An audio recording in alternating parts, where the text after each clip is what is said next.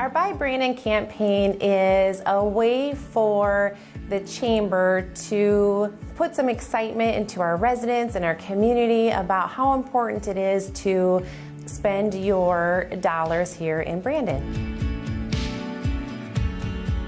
The Buy Brandon campaign is very important for the city of Brandon. Here in South Dakota, most cities rely heavily on sales tax, much more than in other states.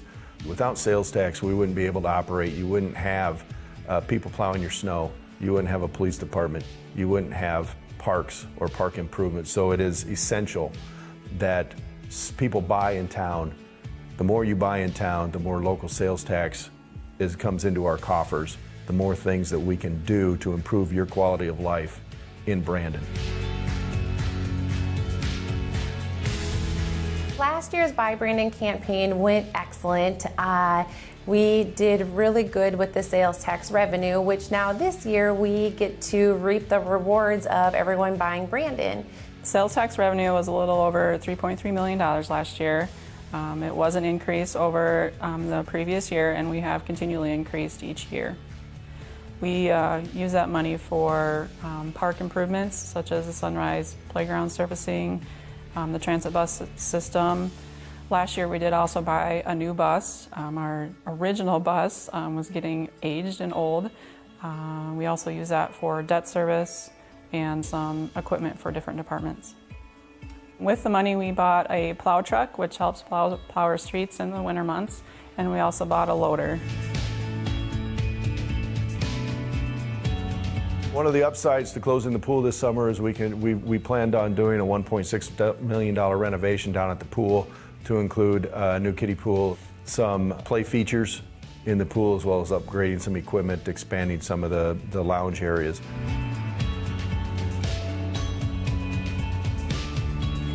The Chamber's $5 challenge goes hand in hand with buying Brandon. It's as simple as just making it a priority to spend $5 a week right here in Brandon.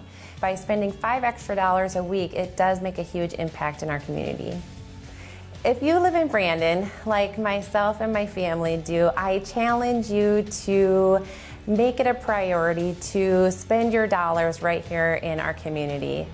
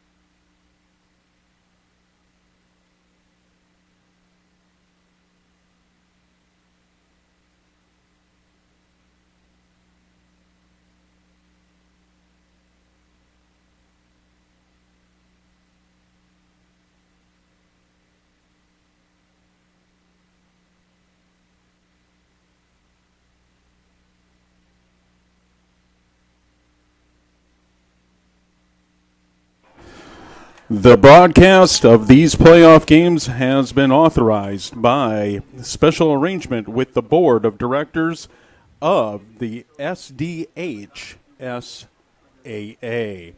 And welcome everybody to Lynx football on Lynx TV. If you're joining us on YouTube, welcome. If you're on Alliance Channel 226, welcome to you also. And welcome to the playoffs, Coach. Yeah, there's nothing better than playoff football. We actually got a better night tonight than a lot of people anticipated, I think. The breeze is blowing a little bit, but it's not terribly cold out. So it should be a good night to play. Absolutely. And we were talking about, Coach Voss, we were talking about, and my name's Ken McEwen, like we have been for the last few games. It's been tremendous having a coach up here to analyze and give a good color of this Brandon Valley team and their opponents. And so what we saw last week, Coach, was we saw a Lynx team that started out really, really well in the first half. I mean, we saw a possession game, and we saw a field, the field was turning for both teams, and then the second half happened. And all of a sudden, the turnovers started to snowball. Let's just call it a snowball effect. Yeah, that's exactly what happened.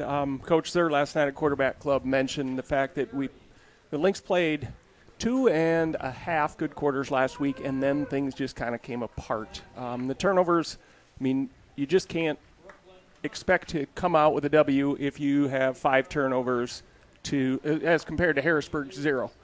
Harrisburg's a very talented team, and I know one thing on the back of the mind in the Lynx right now is the fact that they want to try and get down to that dome, and hopefully they get a rematch with Harrisburg. Well, this is the start of the new season, right? That's what they call the playoffs. Yep, everybody's 0-0, except what game finished tonight already? O'Gorman passed the first test. They beat Roosevelt tonight out at Howard Wood at the 4 o'clock game. Okay. So Lynx win tonight. O'Gorman would be visiting us on the semifinals next Friday of 11 AAA on this field Friday evening. So we hope that's what happens. Jefferson, let's talk about the Cavaliers a little bit here. We know that they bring a high potent offense to the table. Usually number 7, Ashley, is at quarterback. We'll see if he is at quarterback. Otherwise, Heidelberger, number 9, will be at quarterback. And we know who they need to stop offensively is number 2, the wide receiver, Wilde. Yeah, Griffin Wilde's really a talented player. It'll be interesting to see if Talon does not play quarterback, how they utilize trying to get the ball to Wilde. One thing interesting I saw when we got the lineups, Coach, is that a lot of these players for the Cavaliers, they're going both ways. There are a lot of them, including the quarterback. If they do start Heiberger at quarterback, he's also a starter at linebacker. Yeah. Kolb starts 2 ways, running back and safety. Bo Giblin's a wide receiver, also a safety. Griffin Wilde is a outside linebacker, I'm assuming, and he's a wide receiver. So they've got, a lot of skill guys that are playing both sides of the ball. Probably a few linemen, too. Probably I don't see quite as many on the offensive and defensive line. And so last time these two teams met was in the second game of the regular season. And the Lynx came out victorious on this turf, on this field here in Brandon, 33-21 over the Cavaliers. And so let's talk a little bit about the Brandon Valley offense and defense and special teams, because we know special teams plays a huge part, and we talked about the offensive line. And if we go left to right, if you go left tackle to right tackle, you got Myers, Bunkers, Kopel, Wydula, and Shunky. That's a big offensive line, and they're the moving company up there. And then you move to Skolton at wide receiver. Your tight end's going to be Carroll and Langrock, and we'll see a little bit of Jefferson at the tight end position. And you'll see, I think we're going to see a little bit of Thompson, Noah Thompson, come over from the corner position. And we're going to have Thuy at quarterback, Johnson and Nelson in the backfield to start the game, and we'll touch on the defense after the national anthem.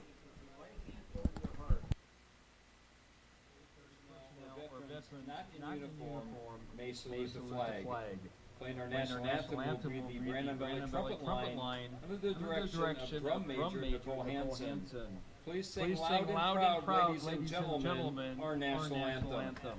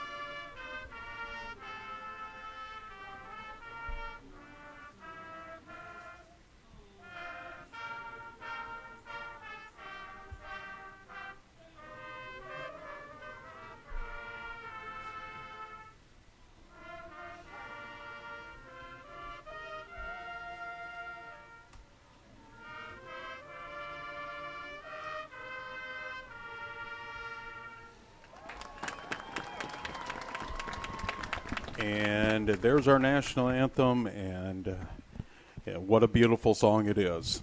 So we're going to talk about a little bit about the running back situation with the Lynx.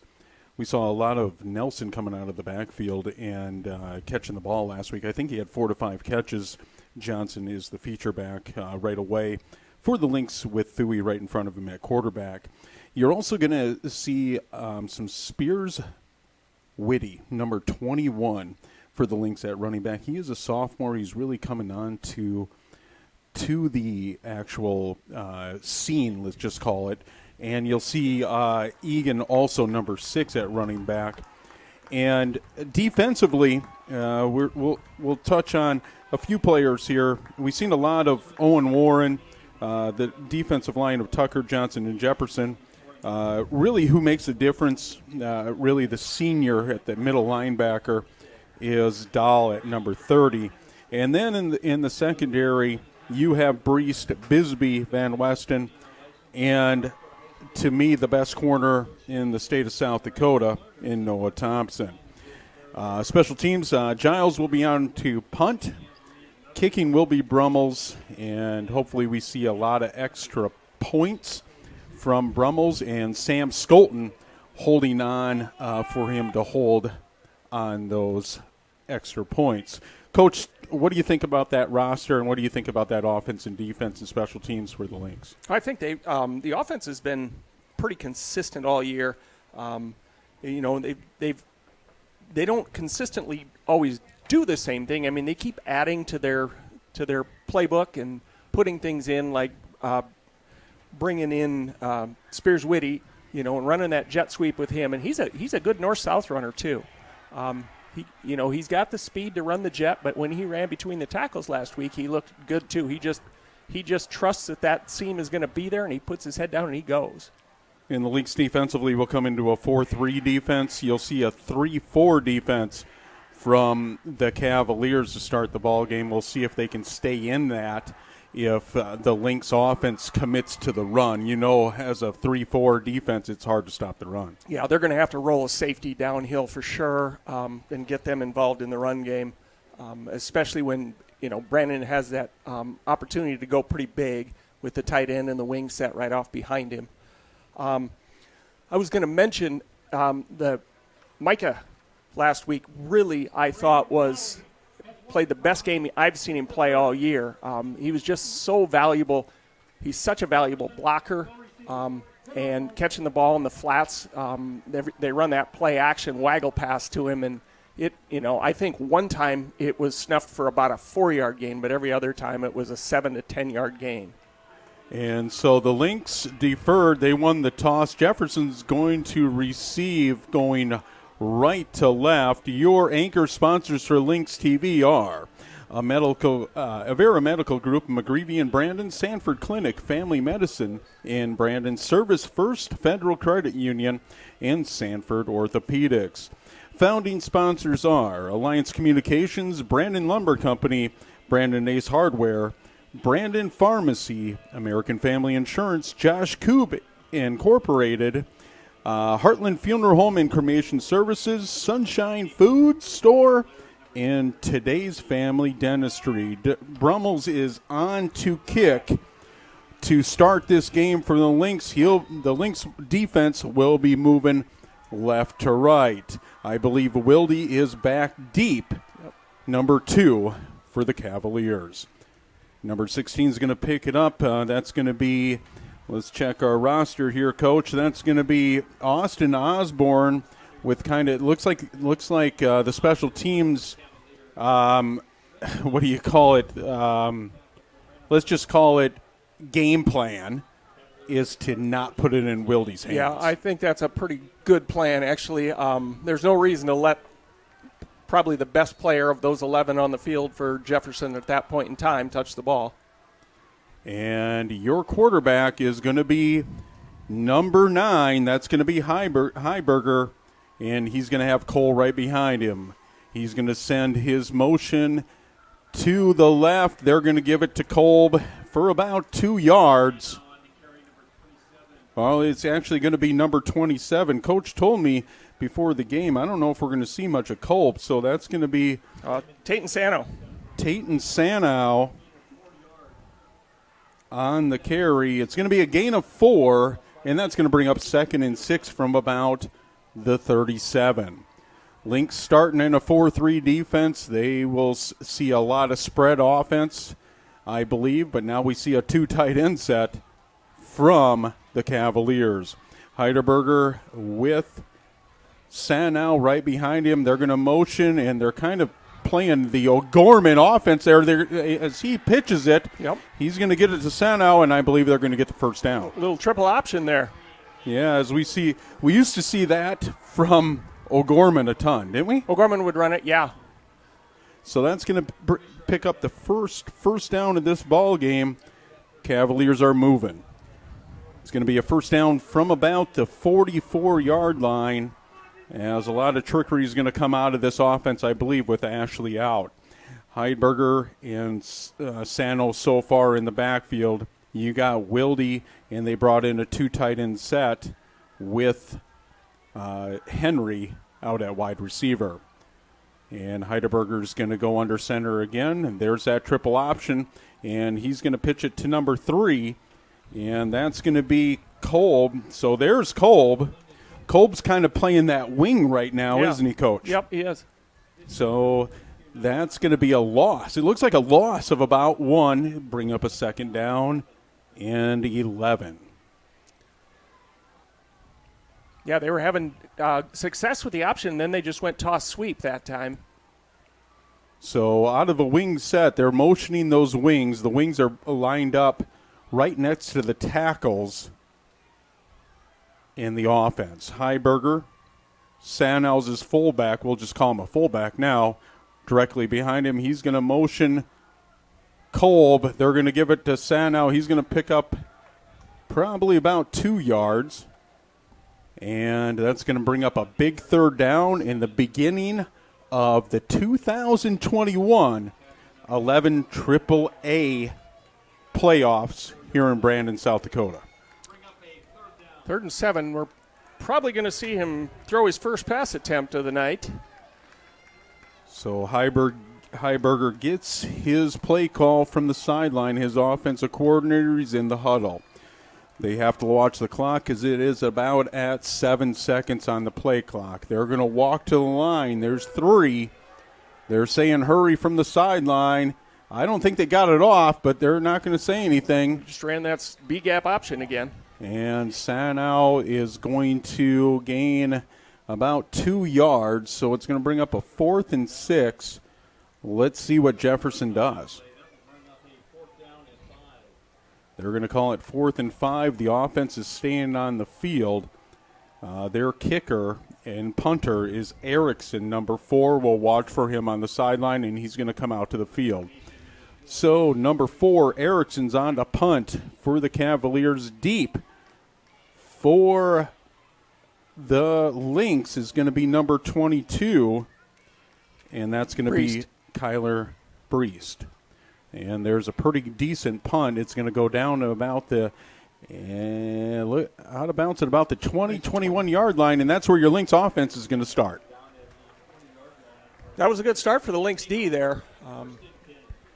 Gave up a little bit and held them about on the 50-yard line and forced a punt. I was kind of surprised that Jefferson stayed true to that option game and didn't put the ball up in the air. The Lynx offense starting at the 20-yard line. They're going to move left to right. You do see Nelson and Johnson along with Thuy in the backfield. They're going to give it to Johnson. He's going to scamper. He cuts off his left tackle, and he's going to gain a chunk of yards. I believe 5 yards, and he's going to bring up a 2nd and 5.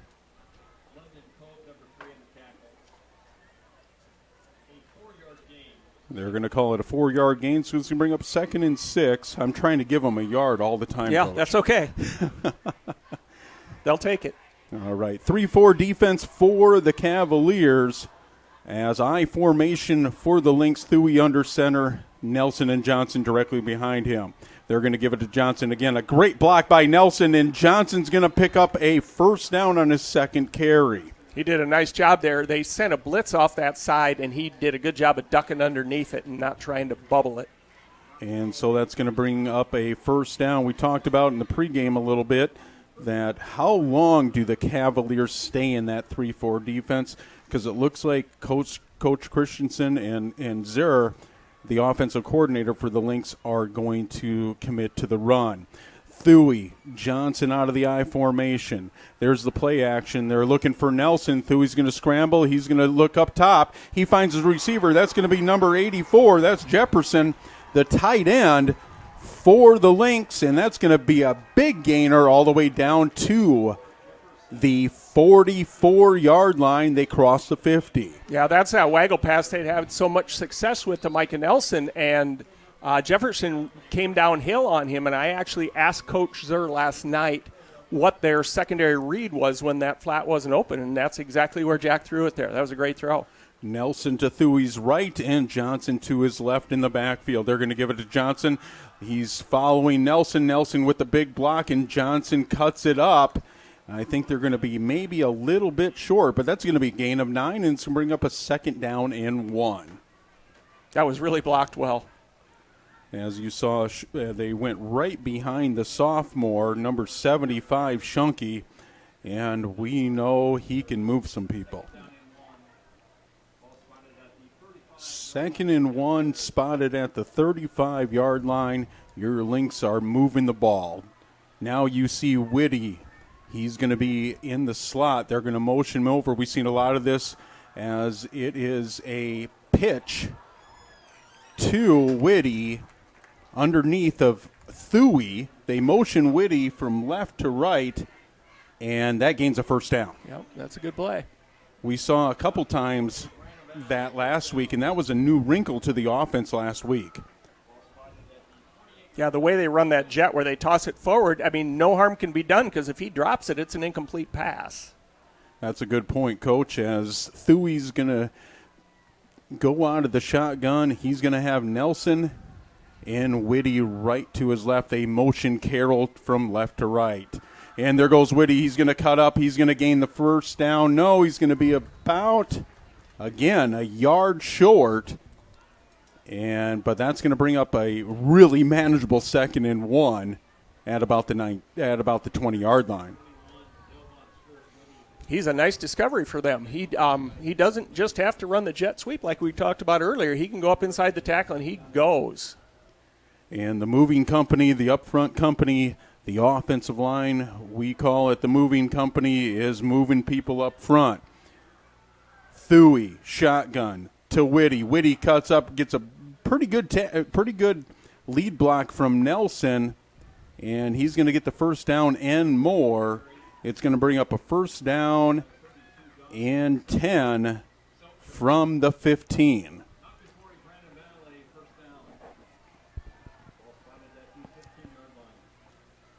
So far, Thuy 1 for 1 on this drive. He hit number 84, Jefferson, the tight end, for the big gainer.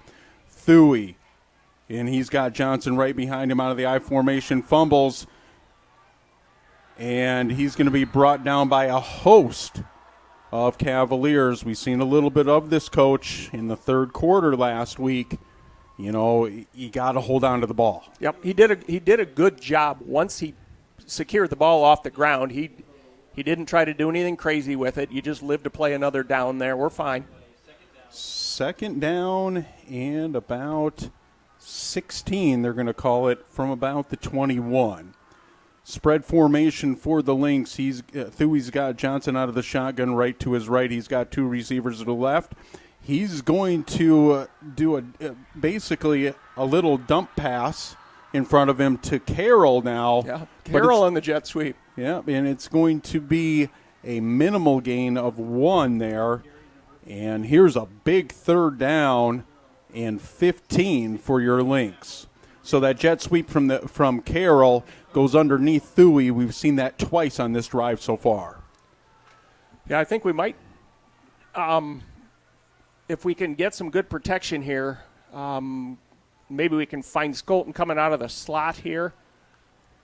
Would be my first choice. Spread formation again. They're going to motion Carroll from right to left. Thuy in the shotgun with Johnson with him. Skolton open. No, they're going to go with the screen with Nelson. Beautiful play call by Zur, and there's a touchdown. Really nice catch. Good throw by Jack. And what a play call by Zur, the offensive coordinator. As we all knew at 3rd and 15, they're going to bring the blitz. Caught him in the blitz. Hit the quick screen to Nelson. Got a flag. Ineligible man downfield. So it must have had, one of the screen guys going down to block. Must have been across the line of scrimmage there. So that's going to nullify the touchdown. Number 61, that's going to be Wydula. He's going to be caught going downfield, and that sometimes happens on those screen plays. It's so tough because those kids want to get downfield and make blocks, and they just have to have the patience to wait until that ball's caught before they take off. And that's going to put the ball at about 3rd and 20 from the 25-yard line. Spread formation, Skolton to the right, Whitty and Langbrock to the left. They're going to look at man-to-man coverage. Thuy's going to scramble to his left. Unorthodox throw, but it was pretty close, and he almost completed that pass. It's tough to run that direction if you're a right-handed quarterback. Throw that ball, pull it back across your body, and release it accurately. 4th down, and it looks like the kicking team punter is Giles. And, no, they're going to bring on the Brummels. They're going to bring on the field goal unit. Skolton's going to hold. About 42. Brummels is going to kick, like Coach said, at about 42 yards. We know he has the leg. Let's see if he can have the accuracy and put it through the uprights. And here's the kick. Heavy pressure. It looks good.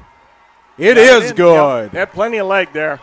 Brummels puts the Lynx on the scoreboard for the first points of this 11 AAA opening quarterfinals here in Brandon Valley. Your Lynx up 3-0 over the Cavaliers.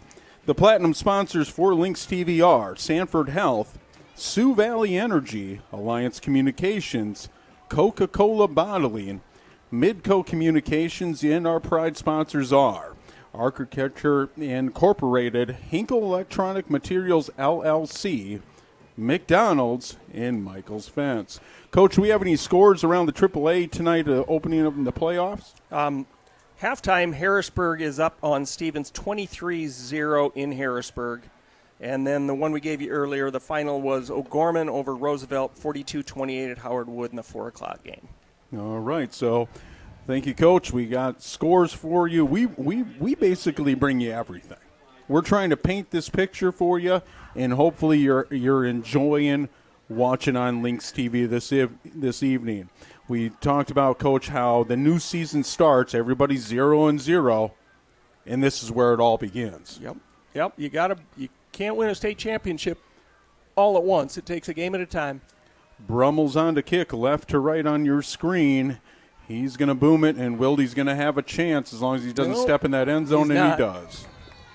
So anytime the kickoff returner catches the ball in the end zone, it becomes a touchback, and that's where the Cavaliers are going to start at about, I think they bring it out to the 30-yard line. 20. Or excuse me, the 20-yard line. I apologize. So that's going to bring up the Cavaliers offense. We saw a lot of that wing formation, that option out of that. We haven't seen that in a long time. No, it's unique. You know, the thing that you got, though, with your Jefferson coach is he came from West Central, so he was coaching in Class A, and I don't see Class A stuff, but there could certainly be a lot of option going on there. And Heiberger is going to attempt his first pass. He's going to complete it over to Wildy. That's a good, safe way to get him the ball.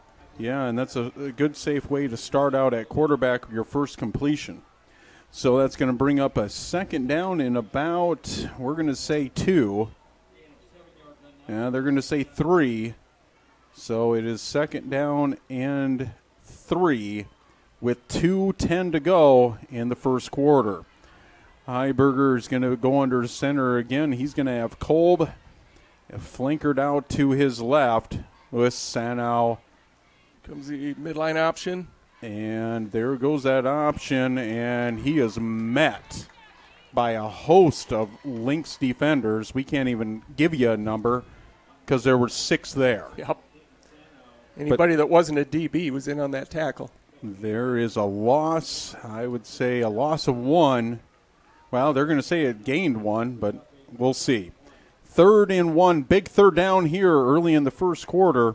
3-0 Lynx over the Cavaliers. Heiberger, he has with the wing set with Sanow right behind him. Heiberger will go under center. He's got Kolb out of the wing. Right to his left, he's going to motion Kolb. He's going to give it to Sanow. Does he pick up the first down? He does. And that's going to move the chains for the Cavaliers. So defensively, Coach, how do you stop that? What do you can't really blitz, am I right? I mean, it's kind of hard because you're going to get out of position if you call the wrong blitz. If you blitz, you're just guessing. And, in the option, he's reading, so he should see that blitz coming anyway. I mean, when they run that midline, he should be looking at that, the 3 technique, I assume. They're going to not block the 3, and then they'll read off him. And that gives him the give or keep indicator. Wildy's going to have man-to-man coverage on the outside. Noah Thompson is the corner in man coverage. He's going to drop back. They're going to go to Wildy, and does he complete it? He does. Heiberger drops back, and he didn't even look. He was open. He was throwing it no matter what. He just chucked it, yep. And Wildy, number 2, let's talk about Wildy a little bit, Coach. To me, he's one of the top 1 or 2 wide receivers in this state. Yeah, he's a very talented kid, and it seems like at least early here they're putting him to the field side so they have more room for him to work. This time he's coming out into the boundary, though, just as I said that. So you got Kolb, and we'll get the number of the other wing as Sanow's going to go right behind Heiberger. They're going to motion it. They're going to pitch it to Kolb on that option. He's going to be met by number 22, and that's going to be for your Lynx. Kyler That's going to be, Breest from his actual corner position, and he's going to make a big tackle for a loss. That's one thing you need when you're playing against an option team is your safety's got to be run stoppers for you. They got to come, and Brees came from that safety spot and just ran right down the alley, and that's his assignment against an option team. And your corners really also have to contain that and funnel that in. Am I correct? Yeah. Brees is a safety, though. Yeah. Bisbee's the corner on that side, or Thompson, depending on I know they flip them. So the safety's the alley player. The corner's the outside leverage player. And that's going to end the first quarter as the 11 AAA playoffs here in Brandon Valley, the number 2 seed against the number 7 seed this evening. And so far it's a close matchup at 3-0 with your Lynx. We're going to read a little bit what we need to read. Here is a simple favor. It's been a trying year for parents. They've been confronted with countless challenges and have always risen to the occasion. If it isn't too much to ask, the 30,000 high school student athletes in South Dakota have one last request. Please set an example. Disorderly fan conduct at a high school athletics event is on the rise. It increasingly involves parents. There is no question that parents are passionate. There is no question they care about their children. But at a time when we're all wound a little more tightly than usual, it's worth remembering this about South Dakota high school sports. Always be a good example. Stop unruly fan behavior before it starts. This message is presented by the South Dakota High School Activities Association and the South Dakota Interscholastic Athletic Administrators Association. Start of the second quarter, and we're going to have a minimal gain by number 27. That's going to be Sanow. So that's going to bring up a third down and about 14. Am I right, Coach? Yep. Yeah. That was a good play by Owen Warren there. All right. He kept his shoulders square to the line of scrimmage and just made the play. All right. Third and 14 for the Cavaliers. Lynx defense has really been holding for majority of that first quarter, except for a deep pass to Wilde. Wilde makes a great catch. Thompson had great coverage on that. Yeah, that was a spectacular catch. Heidelberger out of the shotgun. There's a flag. It looks like maybe a false start. No, I think the play clock ran out because the back judge threw it. All right, that's going to set the Cavaliers back a little more. They got a timeout right before it. Okay, so we're going to have our first timeout of the ball game. The Cavaliers will have 2 remaining. Your Lynx have 3 in the first half. So, Coach, we talk about how Ashley, number 7, we touched on him a little bit in the pregame, how tremendous of a quarterback and athlete he is. He's not able to play this evening, I believe, because of an injury. And so that changes their whole offense of what they do. They usually spread you out, and they really get Ashley on the edges and run with him. Well, now you're in a wing T offense. Yep. Yeah, it's a totally different game for them because he's such a talented playmaker, both with his arm and with his feet. And when you take that away, so now they're doing what they feel like they can be successful at, going with this option game. Playing a sophomore quarterback that probably doesn't have a lot of reps until Sunday when they start practicing for this game. So, and hats off to the Lynx defense so far. That defensive line of Warren, Tucker, Johnson, and Jefferson really holding the Cavaliers at bay. Third down and 14 as Heiberger's heavy pressure. He tries to make a completion to Kolb out of the slot position. It's just out of his reach. It's going to bring up a fourth down in a punting situation for the Cavaliers. Yeah, the ball was just a little bit high. It was a pretty good throw, just a little bit out in front of him. Erickson's on to punt for the Cavaliers. Egan is number 6, back deep to receive this punt for the Lynx. Lynx show blitz, complete blitz. They're going to bring everybody, and there's a sneak, and they're going to give it to Sanow. There's the first wrinkle of the game. He's going to bring it all the way down to the 1-yard line. Special teams coach play a big part in games, and it just did there. Yes, that was quite a play. I tell you what, I was watching the rush by the Lynx, and so I don't even know how Sanow ended up with a ball. I don't know if it was a direct snap to him or what happened. It almost had to be because I seen the punter. I'm watching the punter, coach, and all of a sudden he's dropping back with no ball, and then all of a sudden you see Sanow, number 27, flying down the far hash and picks up a first down and way more. That's a pretty good place on the field to make a call like that. It's pretty safe because the ball's pretty well centered on the field. Heiberger under center. It is first and goal from the 1 for the Cavaliers. Sanow's going to get it. He's going to bowl his way. He's going to be met. And we talked about who he's going to be met by. We talked about the key players of this football game.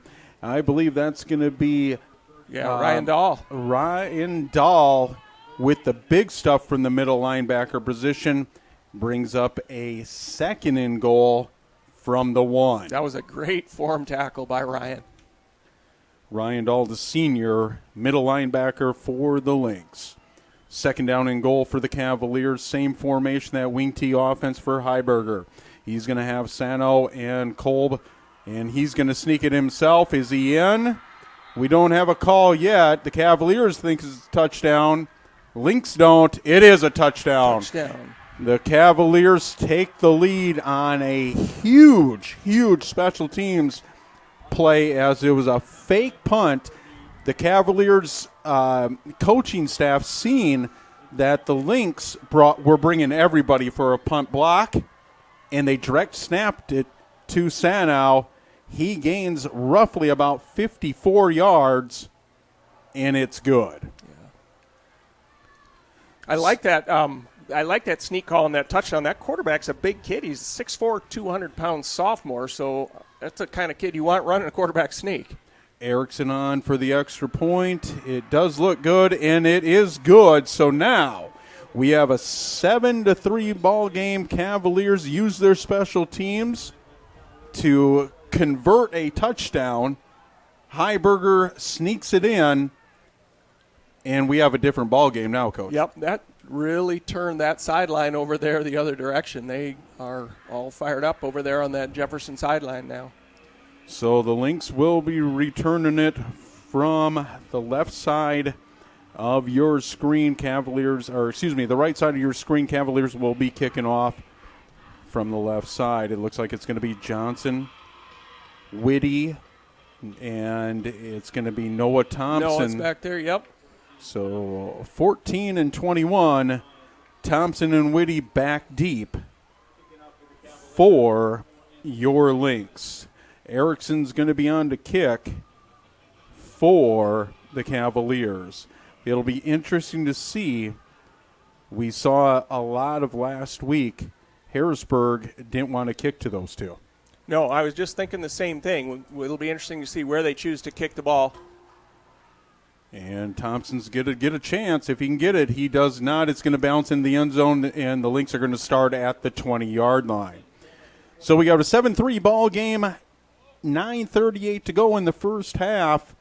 Really, it's been about, let's just say, special teams. Yeah, that special teams play was obviously the biggest play of this game so far. The long pass to Whitty was another highlight of the game to this point, I think, for Jefferson. They feel like they're in this game, and they deserve to be here. Thuey's going to be in the shotgun. His natural position, he's going to motion Carroll from his left to right. He's got Nelson. He's got Johnson. He gives it to Johnson. Johnson's got a big seam. He cuts it up. He's going to gain about 15 yards as there's a great cutback by Johnson. Yeah, he did a nice job there. They brought heat off the backside, and fortunately for the Lynx, they were running opposite that heat. So the blitz didn't do any good there. So the Lynx keep it on the ground as Johnson's picked up a chunk of yards so far in this first half. Let's see if they continue that behind that big offensive line. Thuey's going to be in the shotgun again. He's going to have Nelson, his fullback, and we've already seen Nelson play a big part in this game already with his blocking. Johnson's going to get it. He's going to cut off the right side. Big block by Shunky, and Johnson's going to scramble all the way down to about they're going to call it the 49-yard line as the Lynx cross the 50, but another first down. He did a really good job there. There was a guy that got to his legs right away in the backfield, and he just ran right through that arm tackle and turned it into a big gain. Thuy goes in the huddle with his play. He shouts it. Well, I don't know if he shouted. He might have whispered to his other players. I formation is Nelson's going to be right behind Thuy with Whitty right behind him. Whitty's going to cut up. He's got a seam. He's going to go. Oh, and he's just brought down.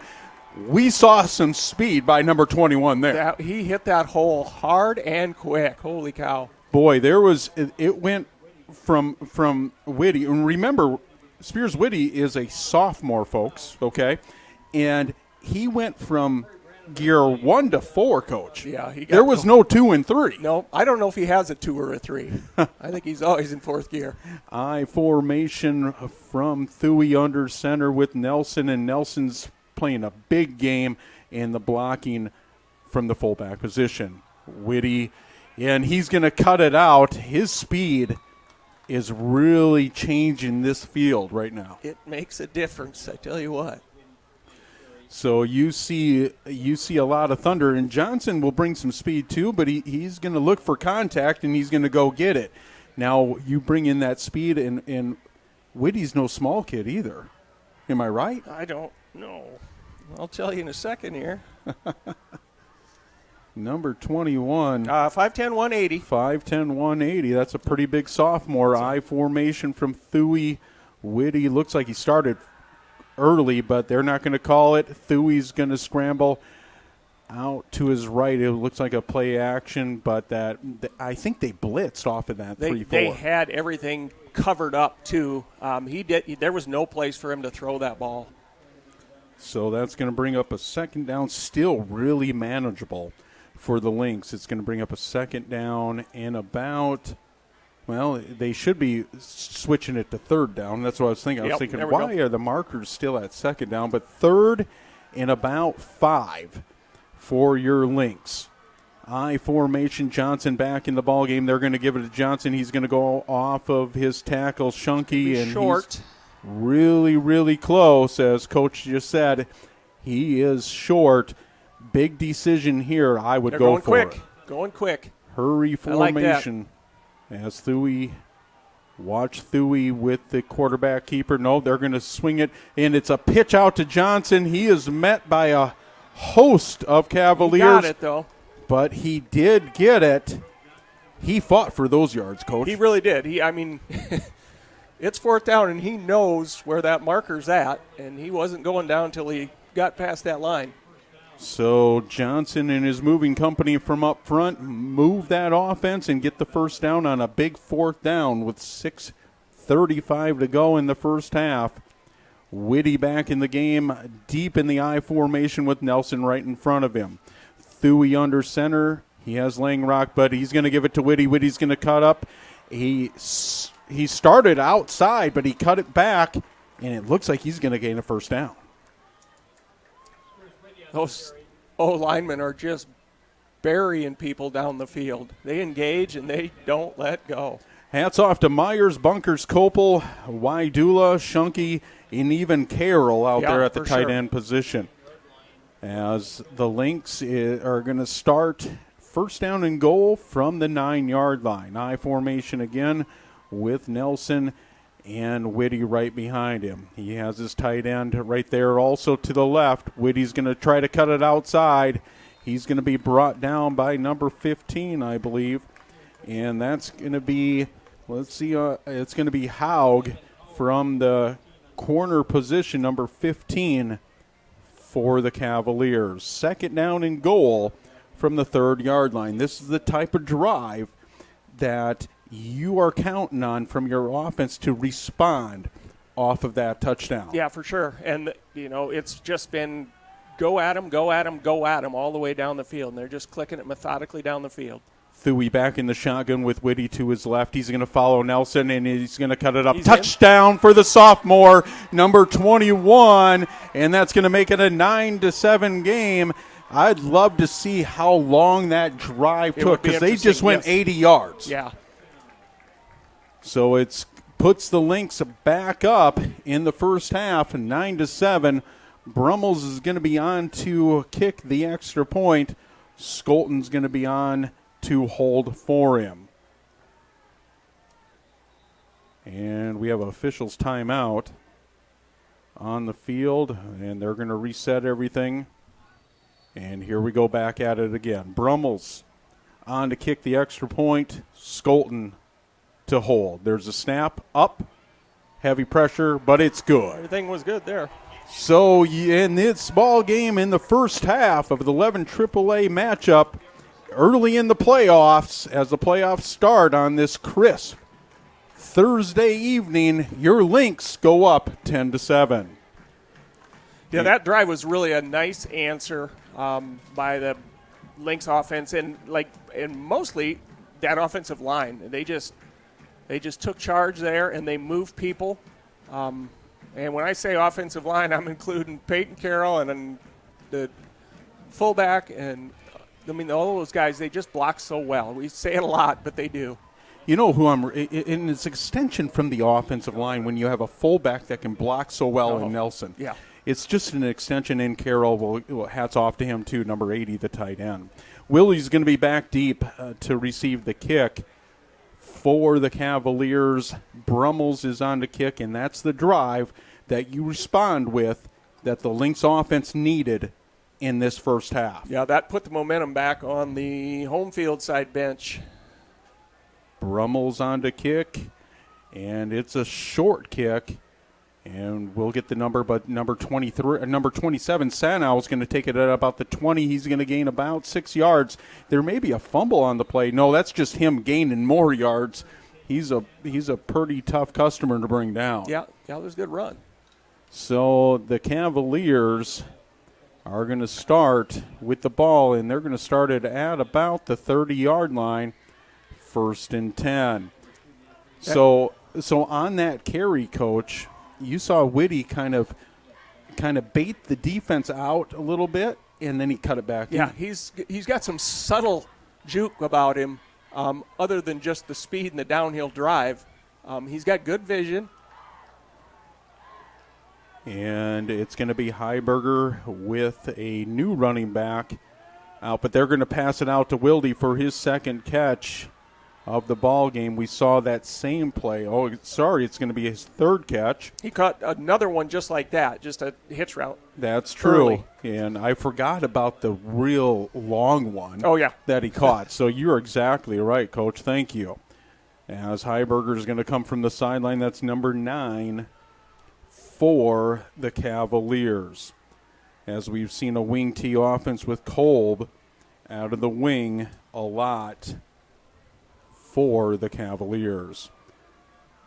New fullback in as he's going to motion. There's a fumble, and Heiberg's going to jump right on it. It's going to bring up a 3rd down now as they lose a yard. It's going to be 3rd down and 5 now with 4:10 to go in the first half. Remember, the Lynx can get the ball back here. They do have 3 timeouts remaining in this first half. As the Lynx crowd comes to its feet, they understand that this is a huge momentum thing. As both teams will go into the locker room, you want to put more points on the board from your defense. Heiberger motions. He's going to be back to drop to pass. He finds Wilde, 1st down. It was just a great route. Yes, it was. By Wilde. Yeah, and it was a good throw. Yeah, great throw, too. But that route, I watched, you know they're going to him. Absolutely. If they don't run option, they're throwing it to Wilde. So what do you do, Coach, defensively? Do you bracket him? Tell me a little bit about a bracket. Well, kind of what I think I would do, and I'm not going to ever second guess or try to out-coach Coach Christensen defensively, but you almost want to jam him and bring the safety over the top of him. Yeah, definitely. I mean, unless you're sending a lot of heat and you're going to try and man up on him with cover 0, you have to jam him. So they're going to give it to number 13 out of that wing T as Heiberger gives it to number 13, and that's going to be Johanna, I apologize, the junior running back or fullback for the Cavaliers. Tucker on the stop from his defensive tackle position for the Lynx. You know, you talk about jamming Wildy. That's one thing about good receivers is they're good at not getting jammed too. I mean, that's part of what makes them successful receivers is they can get off that stuff. Under center is Heiberger again, and he's going to have Johanna right behind him. And there's a quick pass, and it looks like he doesn't go to Wildy. He goes to number 5. Is that Giblin? Yeah, Bo Giblin. You're exactly right, Coach. It's going to be Giblin, but it's going to be incomplete. So the clock stops in this first half at 2:38 to go. So the Cavaliers' offense, they don't pick up the first down here. There's no way they go for it on fourth down. Am I correct? Because that just gives the Lynx great field position with 2:38. It'll be beyond 2:38, but they'll have three timeouts in their pocket. Yeah, I would be surprised. I mean, if he's going to go, then he's going to try and get half of it right here. If he's already made his mind up that he's going to go. Heiberger keeps it on the option. He's going to go down the sideline. Great play by number 9. That's Heiberger as the defense bought into the fullback there. Yeah, he made a nice read. He rode that, pulled it out, and then cut it upfield. We didn't have our alley player there to come take the quarterback out. He probably got blocked. And so we'll talk about. I'm going to talk about this at halftime. I'm not going to lead into that yet, as the Cavaliers are driving big gainer there from the Cavaliers as Heiberger's going to go under center on that wing T formation. He has Sano again. Sano comes off the bench. And off the sideline, I should say. I'm thinking about basketball already, Coach. He could have been sitting on the bench. There's a bench over there. As he's going to gain a big chunk of yards. It's going to bring up a second down and 2. In goal. Second down and goal from the 2-yard line. So we're about at 2 minutes to go in the first half. Cavaliers are driving. I'm pretty impressed with number 9 here.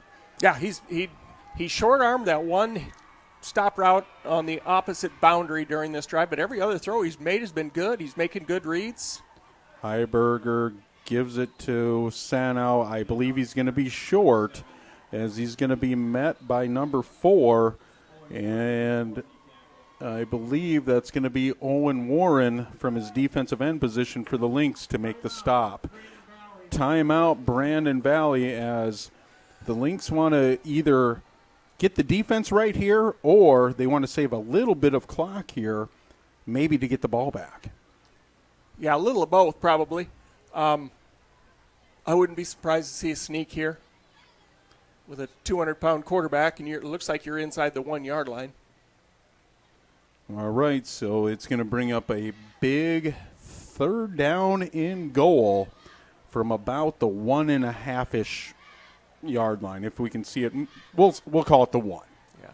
1:38 to go. Your Lynx are ahead of the Cavaliers 10-7, but the Cavaliers are driving on that big quarterback keeper out of the option as Heiberger scampers all the way down that sideline, gets it to about the 3-yard line where he's brought down, and we're at third down now. As the teams come back from their sideline. He's got Navarro in there. I'm sure those guys are going to pinch the A-gaps here to try and take away the sneak. As the Lynx fans are coming to their feet again out in the crowd here, trying to be loud for a big defensive stop from the Lynx defense. We have a little stoppage in play here. I don't know why. The officials sent Sano to the bench, but I don't know why. So number 13, that's going to be Johanna in the backfield. At fullback is Heiberger. Watch for the sneak.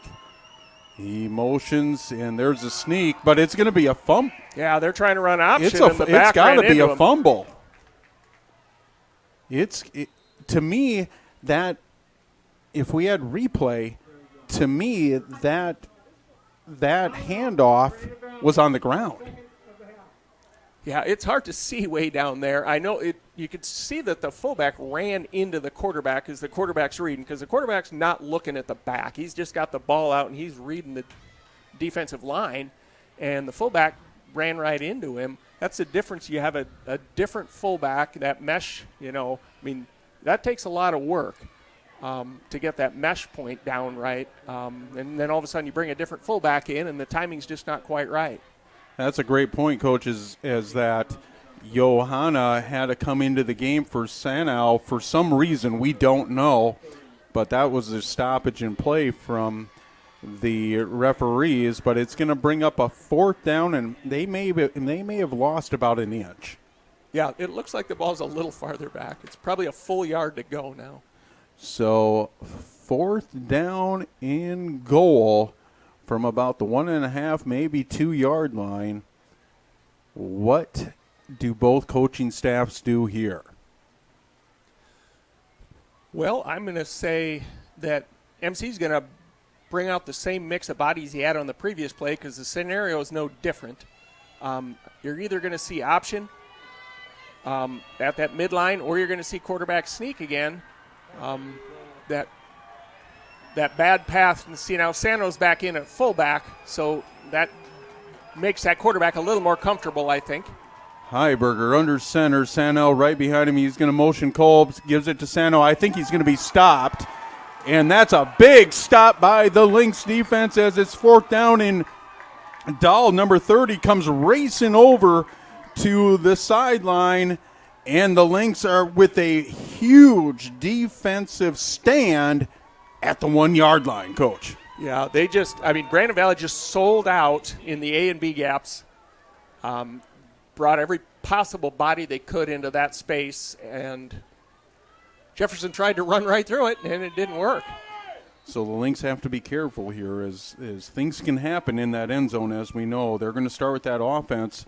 They're going to be at the 1, but everybody else is going to be in the end zone.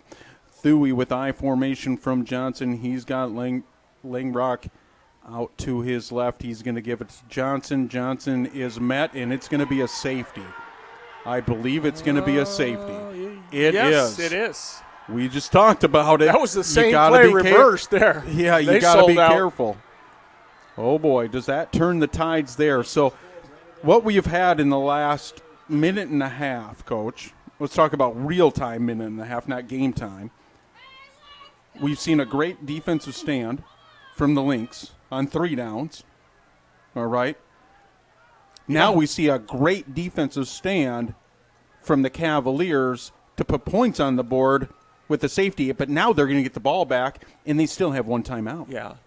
They have 2. According to the board, Jefferson has 2. Yeah, there we go. So 2 timeouts, and that's huge for that team.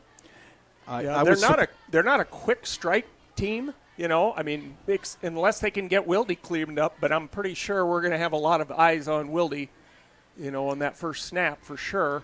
I don't know how good, Heiberger is at throwing a deep ball, but you could see some kind of screen game or something like that. We have seen Wilde, though, when there's a 50-50 ball, he's going to go get it, and he wins a lot of those. Yeah, he can get it. So, and it was surprising that on 4th down from the Cavaliers that they just didn't go to tie the game, because we've seen Erickson, he's got a pretty good leg on him. So punt formation's it has to be a punt formation from Brummels. They're going to let him kick it off. So in high school they let it kick off? It's a free kick. Okay. All right. So Wilde is going to be at about the 30 to receive this kickoff. They're kicking it into the wind. We can't feel the wind in here, but I see the flag blowing, and so I think he probably just wants to drive it. It would be hard to drive a punt. Brummels. Now he kicked it high. He's going to give Wilde a chance at about the 35. Wilde cuts it up. He's going to bring it out, and he's going to gain even more yards as he's tough to bring down. He crosses the 50 on that kickoff return down to the 45. The Cavaliers have great field position and 2 timeouts in their pocket. This defense, which we've seen the last series, held strong on that defensive stand. The Lynx need that again from this defense with 1:09 to go. Yep, it's a whole different scenario here. We don't have the big run stoppers in the game because it's a 45-yard field, not a 1-yard field. Heiberger under center. He's going to give it to Sano. There's a fumble, but he gets it back. Luckily, it fell into his hands. That was a very athletic move to get that ball back. As a host of Lynx defenders are on for the tackle and the stop. The main one there was Jefferson, number 84 from the defensive end position. It brings up a 2nd down and 11 as the clock is ticking down to about 40 seconds to go in the first half. Heiberger under center, wing formation again that we've seen all night. Sano right behind him. He's going to drop back. You know who he's going for. He's going for Wilde. Wilde is double covered. And it's going to be intercepted. And I believe that's Van Weston. I'm going to get the number here in a second from the safety position. Yeah, it's Max Van Weston. Max Van Weston, number 7 for the Lynx at the safety position. He was doubled, tripled covered there. Yeah, but the corner and the safety and a linebacker flying back there too. But Thompson with Wilde was there. Wilde undercut the other safety. I think that was believe it was Kyler Brees probably. Brees. And Noah Thompson batted that away, and Van Weston grabs the interception. Yeah. Wilde had every chance to catch that. I mean, he made a great effort. The throw was pretty good. I mean, he's just throwing up a 50-50 ball and hoping. So the Lynx defense comes out big again in the last 2 series as we boil into halftime. Look at this score, folks, 10-9. You can't really get any closer except for a tie game. No, that's as good as you get. And so what we've seen so far from the Lynx defense, and I'm really proud of that Lynx defense so far, is when the Lynx needed them, they've risen to the occasion. Special teams has played a big part. Right now the Cavaliers are winning in the special teams right now, as that really put them in the position to score 7 points. Yeah, that fake punt was a big play. So at halftime, we have a 10-9 ball game in the 11 AAA matchup as your Lynx host tonight the Cavaliers. Your Lynx TV sponsors are Avera Medical Group McGreevy here in Brandon, Sanford Clinic Family Medicine also here in Brandon, Service First Federal Credit Union, Sanford Orthopedics. The founding sponsors are Alliance Communications, Brandon Lumber Company, Brandon Ace Hardware, Brandon Pharmacy, American Family Insurance, Josh Koob Agency Incorporated, Harthood Funeral Home and Cremation Services, Sunshine Food Store, and Today's Family Dentistry. The platinum sponsors are Sanford Health, Sioux Valley Energy, Alliance Communications, Coca-Cola Bottling, and Midco Communications. The pride sponsors are Architecture Incorporated, Hinkle Electronics Materials, LLC, McDonald's, and Michael's Fence. Thank you, sponsors, you're the reason that we're able to bring these live games to you. This football season, soccer season, we're going to see basketball season coming up. We're going to see a lot of seasons coming up, and you're going to be able to watch them because of these Lynx TV sponsors. So go out and support their businesses also. Coach, what are we doing on the field right here, on the track, I should say? It looks like they're going through and kind of acknowledging all of the fall sports teams. It's hard to tell which team is which because they've all got Halloween costumes on. Okay, so we're acknowledging it's almost Halloween, isn't it? Pretty close. Boy, my children, they're 10 and 9. They've been excited for about a month. Halloween's close. Oh, yeah. I believe we'll have Bob Logan to come and join us here in a moment. For a few moments. He is busy right now as he is the longtime PA announcer for the Lynx and basically every sport. He's been there for forever. And It's a boys cross-country team right there, so we got the boys cross-country team. followed by the girls cross-country team. Oh, there's my daughter.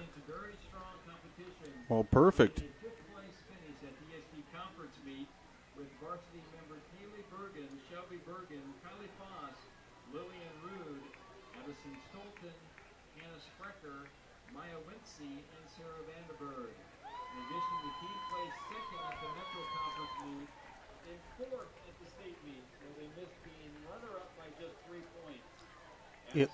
It looks like, Coach, it looks like Halloween tonight. I mean, I don't know if we can see it on our screen. Sometimes you can't see the track, but there is a lot of costumes. There are. I was just walking in. I came through the back gate. I was just walking in, and they hadn't let the kids in yet because it's an activities event. So 6 o'clock was the start time for them to open the gates, and I almost ended up in the wrong place and got run over by a pirate. I believe this is the golf team. We'll try to get. They finished 5th on the season. At the state tournament, the Lynx varsity golf team went in as a 9th seed and finished the tournament strong. Hopefully, we can allow Bob to introduce, and we're gonna put our microphones maybe out our window, Coach. Yeah, why not? And see if we can give you a little bit of this halftime, because this is a special moment as all these fall teams for the Lynx are being introduced. Finished the season with a 4-9-2 record. Boys were 5th in the Metro Conference and 4th in the ESD. Brandon Valley is going to the eventual state champion Yankton during the regular season. Students receiving honors as follows: Joy Andrews, ESD Honorable Mention, Metro Honorable Mention, Academic All-State. Noah Chan, ESD Honorable Mention, Metro All-Conference. Jackson Haig, Academic All-State. Mayor Mattis, ESD All-Conference, Metro Honorable Mention, and Academic All-State. Aiden Spicer, ESD All-Conference, Metro All-Conference, First Team All-State, Academic All-State. Carson Tier, ESD All-Conference, Academic All-State. Brady Thompson, ESD All-Conference, and Max Williams, Metro Honorable Mention. Boys soccer. Next up is girls soccer. Girls soccer coming off a state championship last year. The girls had high expectations going into the season. The Brandon Valley girls soccer team finished the season with a 12-2-1 record, which is one of the best in Brandon Valley history. The team also won its first ever ESD title in program history.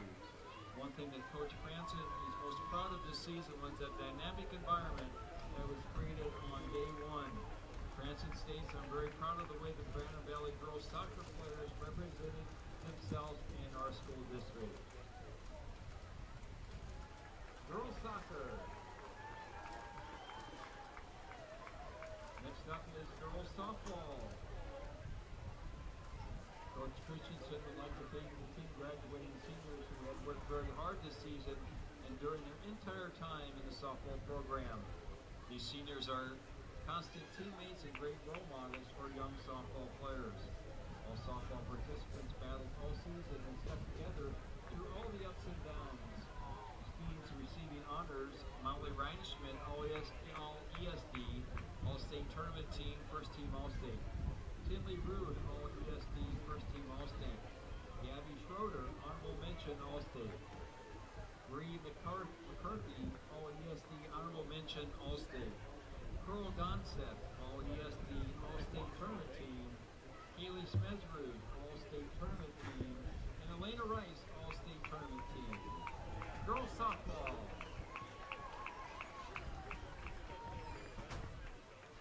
Next up is girls tennis. The young girls tennis team worked hard throughout the season and developed each week as the season went on. Michaela Yerke and Mariah Pelletier in Flight 1 doubles finished finished third place at the state tournament. This is the best finish in Flight 1 doubles in school's history. Girls tennis.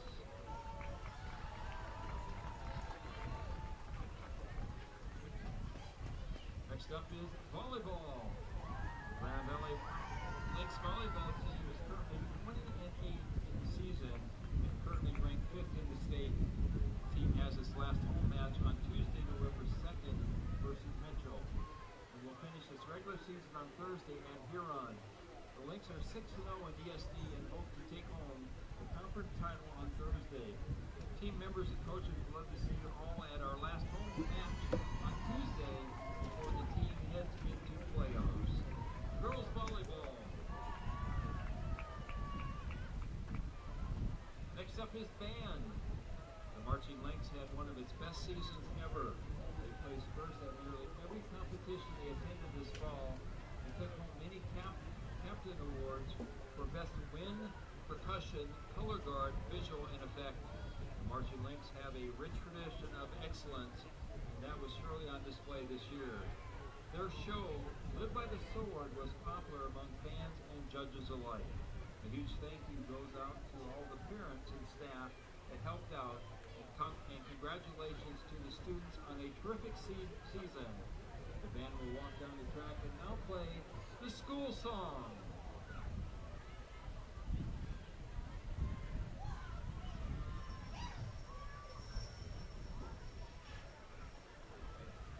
Round of applause for all of our student athletes participating in fall sports.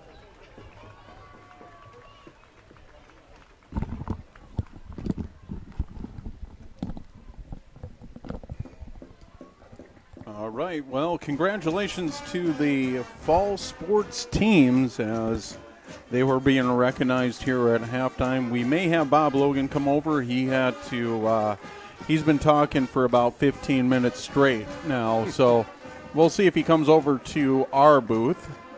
But like I said, congratulations to the fall sports here with the Lynx. It's just the tradition here in Brandon. You've been here, I assume, most of your life or all your life, Coach? I moved here in 1993. Okay, but the tradition's just been great. And the athletics and the students. It's just the tradition. It's just enjoyable to be a part of this community. Yeah, the community's really good at supporting all activities of all varieties at school, and those things are so important to kids. And we do have to read a few things for the South Dakota Schools Activity Association, and I'll give you another one of those here in just a moment. It's called Simple Math.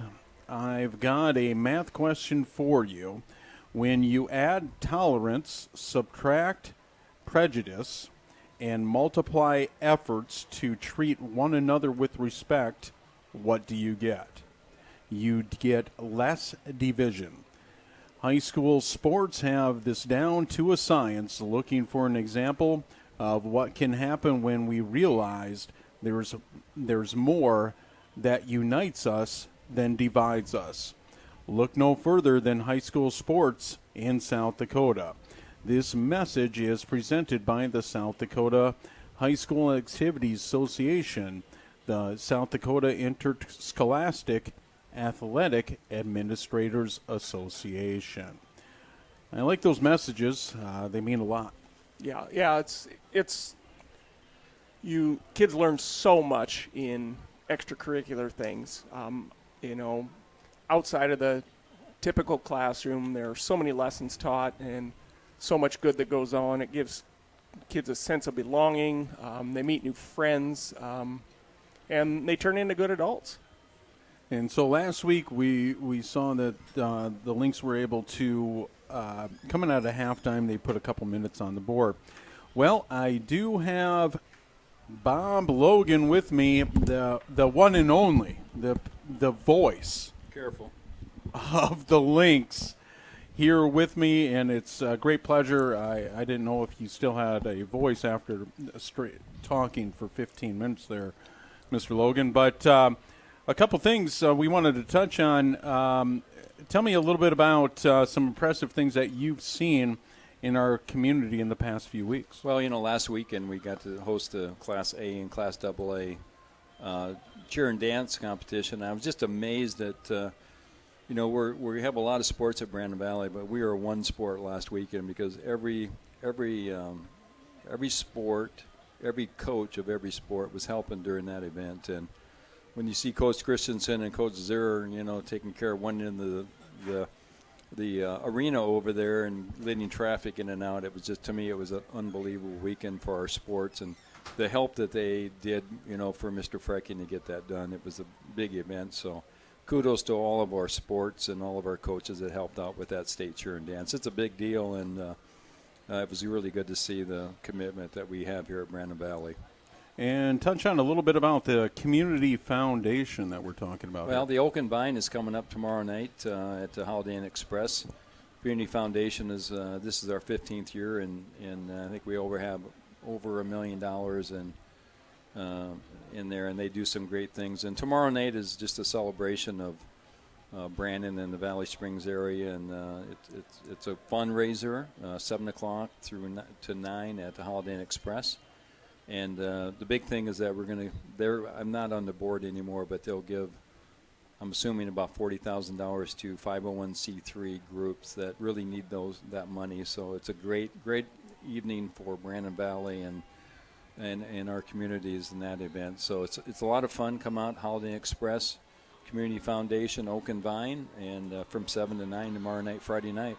Well, perfect. And talk about this community, and you talked about, Mr. Logan, you talked about how the community and the coaches and everybody in this community coming out and just supporting everything, and that's the Lynx way.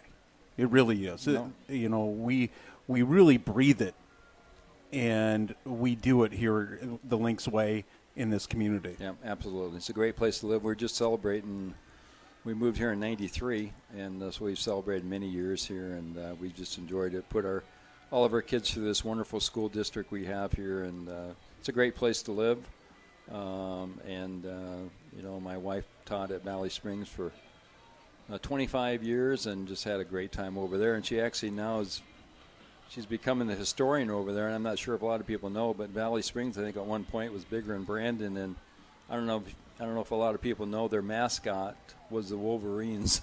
Over at Valley Springs. So anyway, she was over this week doing a little history for the kids just to learn a little more about Valley Springs. So well, perfect. And it's been a pleasure. And folks, what you're hearing tonight at halftime is the voice, and I'm talking the voice of the Lynx. You come to a home game in this community for the Lynx, this is the voice that you're going to hear either in the gym or here outside on a tremendous football night. Well, it's an honor to do it, and being from Agar, South Dakota, we didn't have English class, we had calf roping, so pretty fortunate that I can talk as good as I can. But you guys do a great job, great game here. I was faked out by that faked punt there for sure. I had no idea where the ball went, but we'll settle in here, and we get the ball here, we're going to score. And but it's a great night for football, and go Lynx. All right, well, that was Mr. Logan, Bob Logan, our PA announcer, our voice of the Lynx, joining us at halftime, talking about what is going on in the community. And if you can, the Community Foundation, the Oak and Vine, Friday night, I believe, at the Holiday Inn Express tomorrow evening. Join them. It's a community that is connected in so many ways in Brandon and Valley Springs. Mr. Logan talked about, he said the Wolverines. The Valley Springs Wolverines, yes, I do remember that. I couldn't have come up with it, but it is familiar. And so Valley Springs, okay, used to be bigger than Brandon. Is that, can you imagine that? Or I just... Well, you certainly wouldn't look at it today and say that's the way it was, but right. Brandon was just a little tiny town too. Yeah, and it was, and it's really grown, and it's just a pleasure to be a part of this community and live in this community.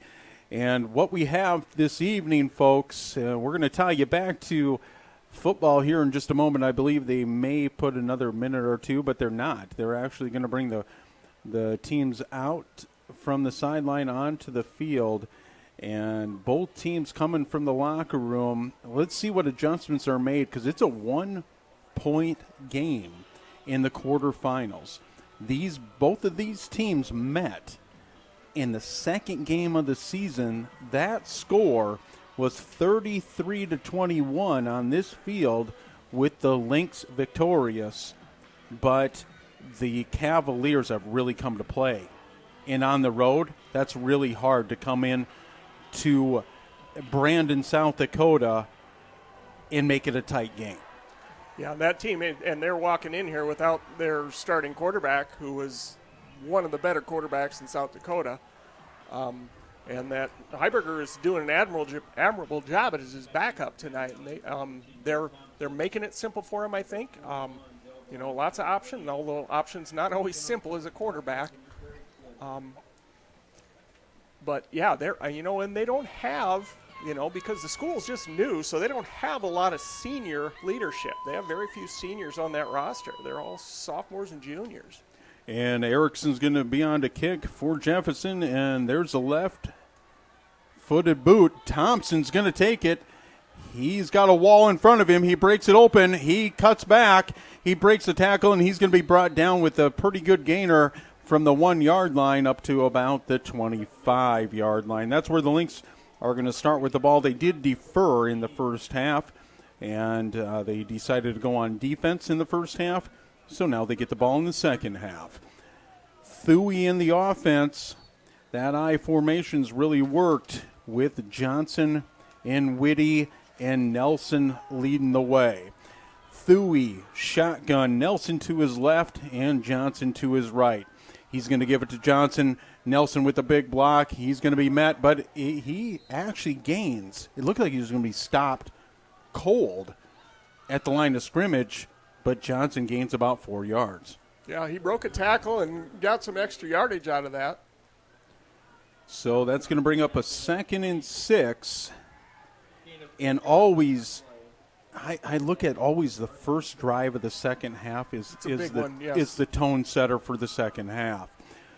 I formation from Thuy, Johnson deep with Nelson in front of him. Johnson gets a hole, but he is going to be stuffed. And he's going to gain about 2 yards. And so that's going to bring up a big 3rd down on the opening drive of the second half. 3rd and 4 from the 37.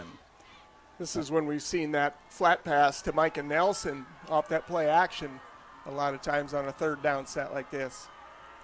And Thuy's going to motion both his tight ends from left to right. They're going to give it to Johnson on his 3rd carry of this series. He's going to pick up a 1st down and more. He's going to pick up about 7 yards. And Whitty's going to come in for him as he saw 3 consecutive runs from Johnson to open up this series. 3 very impressive runs. And that's going to move the chains for the Lynx up to about the 39-yard line. I got a message that Erickson, the kicker and punter for the Cavaliers, is the nephew of Adam Vinatieri. Oh, is that right? I formation for Whitty. He's going to cut it up, and he's going to burst up to about the 40, let's just say 46-yard line, and that's going to bring up a manageable 2nd and 3 for the Lynx. You're getting a lot of thunder and lightning right now from that backfield from Johnson and Whitty. Just keep them fresh. I tell you what, they both have such good bursts, and part of that is because they can split up the snaps. I formation for Thuy, motions the tight ends from left to right, and we've seen that already once as Thuy's going to pick up his own fumble. He's going to lose yards. That's going to bring up a 3rd and about 7, maybe 8 yards, as the Lynx are going to lose 4 to 5 yards on that fumble. We've seen that twice now, Coach. We're losing yardage on those, but we're not losing possessions on those. So we're making strides. So 3rd down and about 8. They're going to call it on this opening very important drive, as the tone setter always happens right now. Shotgun formation, we see the first empty package for Thuy and his offense. Ooh, that looks like a little bit of interference there. They're going to call it, but the completion pass is going to be to Skolton from Thuy, but I believe Carroll was tackled down down the seam there. That was more than just a jam. Yeah. I mean, all of a sudden, you've seen Peyton Carroll rolling on the turf. I believe that's going to be on number 15 for Jefferson. We're going to get Evan Haug. Evan Haug, as Coach just said. That's going to be a pass interference. Defense, number 32. It's going to be number 32. I'm sorry. Dawson Sessioner.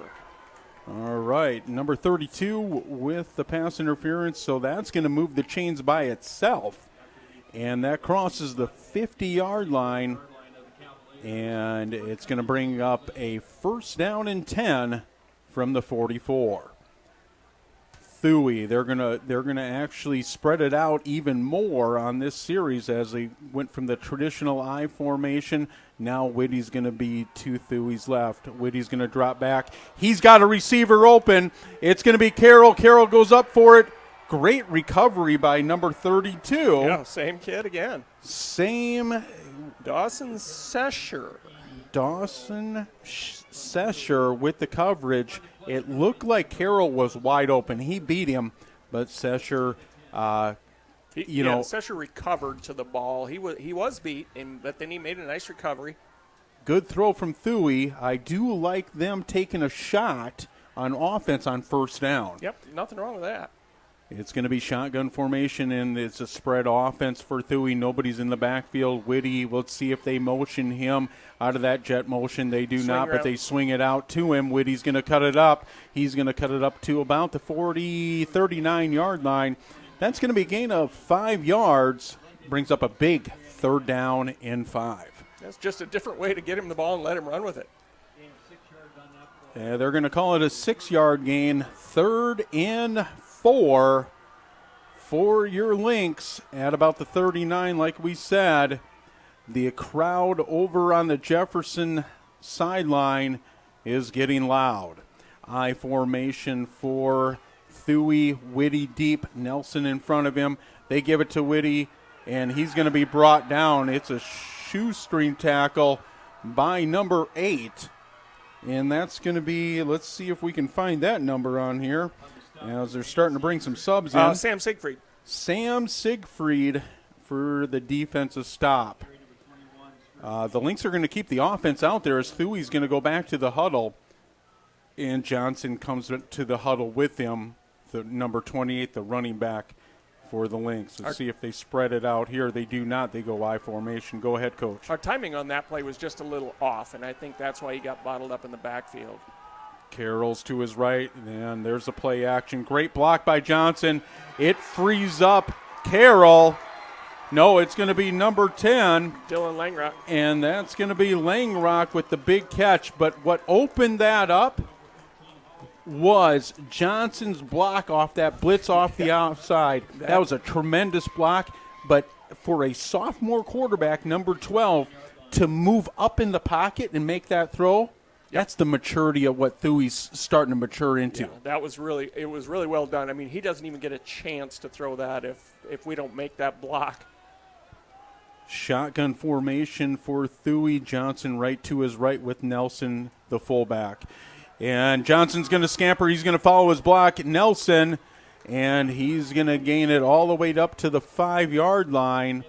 It's going to bring up a 2nd down and about 2 yards as the Lynx can get another 1st down on this drive. Nelson's, he's the unsung hero of this offense. He to really me. is. Yes, he's very, very valuable. He really picks up those linebackers really well out of that fullback position and really kicks out a big block. I formation for Thuy and Johnson again, deep. Johnson's going to pick his hole. You see him stutter a little bit. He was picking his hole. Let's see if he gets the first down. He's not going to. It's going to be a gain of 1, and it's going to bring up 3rd down and 1. They're going quick again. They like to do that. And they go right to the line of scrimmage. They pitch it to Johnson. Johnson's going to cut it up. Almost finds the end zone. But that's going to be number 8 again for the Cavaliers. Siegfried. Sam Siegfried. We've seen him make some big plays, and it looked like Johnson could have found the end zone there, but number 8 was there to stop him. First and goal, though, as the Lynx pick up the first down, the only one they could pick up remaining out of this drive. First down and goal from the 2. I formation, Thuy, Nelson, Johnson, touchdown. Yep. Micah had a hard time for Micah finding a guy to block there. He ran into the hole, and there was nobody there to block even. And so the offensive line creates a huge hole, like Coach said. Nelson leads his running back, Johnson, right through that hole, and it's going to be Johnson's, I believe, 2nd touchdown of the ball game. And that puts the score 16-9 as the opening drive goes to the Lynx. Yeah, this is just like last week. Brummels on to kick, Skolton to hold, and I believe we're going to have an encroachment on the defense. That will move it about a half yard, maybe a yard. Yeah, right? Half the distance? It should go half the distance, so it should go 1.5 yards. So now do you go for 2? That's an interesting call. What do you do, Coach? Nope, they're just going to kick it. Okay, well, they trust Brummels, and I would too. Brummels has been tremendous all year. Brummels on for the extra point, 16-9. Skolton to hold, the senior wide receiver, number 3 for the Lynx. Brummels on to kick, heavy pressure. It is good, like it's been all night. No, missed it. Oh, they're going to say no good. I it looked looks at good from our angle, but those guys are right there. Boy. Now he's wishing he'd gone for 2. Oh, yeah, exactly. You called it, Coach. So it's a 7-point ball game, and all of a sudden we see fireworks. Yeah. Well, it's a celebration. The Lynx do go up by 7 here. They put the score. It was a 1-point ball game going into halftime. Lynx get the ball. They drive that clock down to 5:41 in the 3rd quarter. That opening drive, like you said, Coach, is very important, and the Lynx capitalize on it. Yeah, they ate up over half the quarter there in that drive. You do wish, though, that they would have got that extra point, because that forces the other team, if it does come down to it, that forces that other team to go for 2. Yeah, I'm never a believer in chasing points early in a game because a lot of things can happen yet. And Brummel's going to be on to kick number 15 for the Lynx. He's going to kick off from the 40, moving right to left. The dangerous number 2 Wilde back there deep. We know how special teams can change ball games. Let's not let it happen this special teams play. And they're not going to touch that one. Sanow, I believe. Yep. No, that's going to be number 7. Is it number 7 or 27? 27. Yeah, it's Sanow. Okay, Sanow is going to get it about the 30. He's going to gain some field position there. He's going to gain it all the way up to about the 44-yard line, and that's where the Cavaliers are going to start with their offense. Nice thing about using up half that quarter is that was this is the quarter when we're going into the wind. So we were able to march it downfield into that wind and get a score. And now Jefferson's only got half this quarter yet with the wind at their back. Interesting. They do not go out of the wing formation, but it's a QB keeper for Heidelberger as they spread 2 receivers out. I think that's the first time to one side they've spread 2 receivers out, and Heidelberger went from the shotgun by himself, an empty package. Yeah, just quarterback sweep. Second down and 7. Sabram Bortnam did a nice job of keeping that thing contained, too. He just kept fighting off the block. Hats off to the defense so far this evening. They've been put into some kind of bad situations, special teams wise, and then that last drive there where they made a goal line stand. Same formation to the left of Heidelberger. He's going to keep it, but now he's going to throw. He's going to find it's not going to be his normal receiver catching it. We're going to get that number. It's not going to be Wilde. It is going to be Bo Giblin. Giblin, I believe. He had one catch earlier. Yeah, so that's going to be his second catch of the game. Number 5, Giblin. Wilde, I believe, has 4 to 5 catches in that first half. It's going to bring up a 3rd down and 2. Big 3rd down in the third quarter. And the fans rise to the occasion again from the Lynx sideline. Heidelberger, keeper. They're going to give it on the counter to Sanow. He's going to gain the first down and more. Beautiful play call from the Cavaliers. Misdirection. Yeah, they've kind of changed their plan of attack here and gone away from the option, and they're running quarterback sweep, and this time they fake the sweep out and run the inside counter opposite. And I think, they found out that maybe Heiberger can throw the ball. Yeah. He can definitely run. So first down for the Cavaliers, 45-yard line as they cross the 50. Sanow, he picks up a big first down off that corner, kind of out of the wing.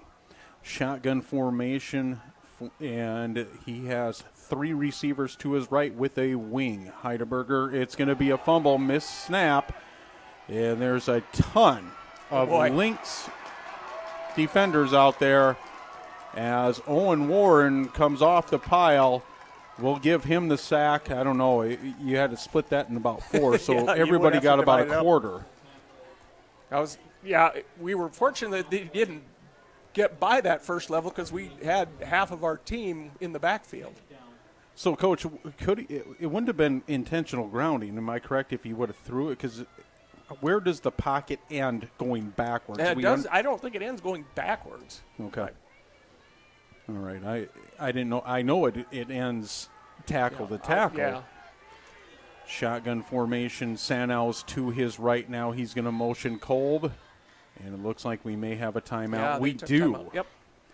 As the Cavaliers take their first time out of the second half, they're going to have 2 remaining.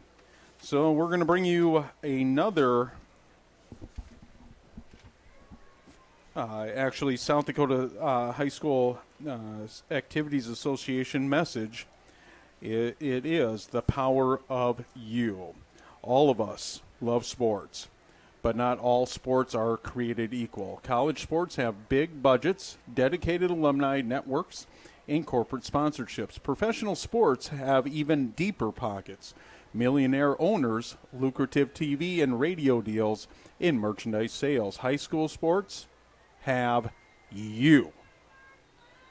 Everyone agrees high school sports give us plenty of reasons to cheer, and now is a great time for us to give back. Supporting your hometown high school won't cost you much, but it will go a long way to ensuring the games we love the most are here to stay. South Dakota high school sports, they are good for our kids, good for our community, and best of all, they're good for you. This message is presented by the South Dakota High School Activities Association and the South Dakota Interscholastic Athletic Administrators Association.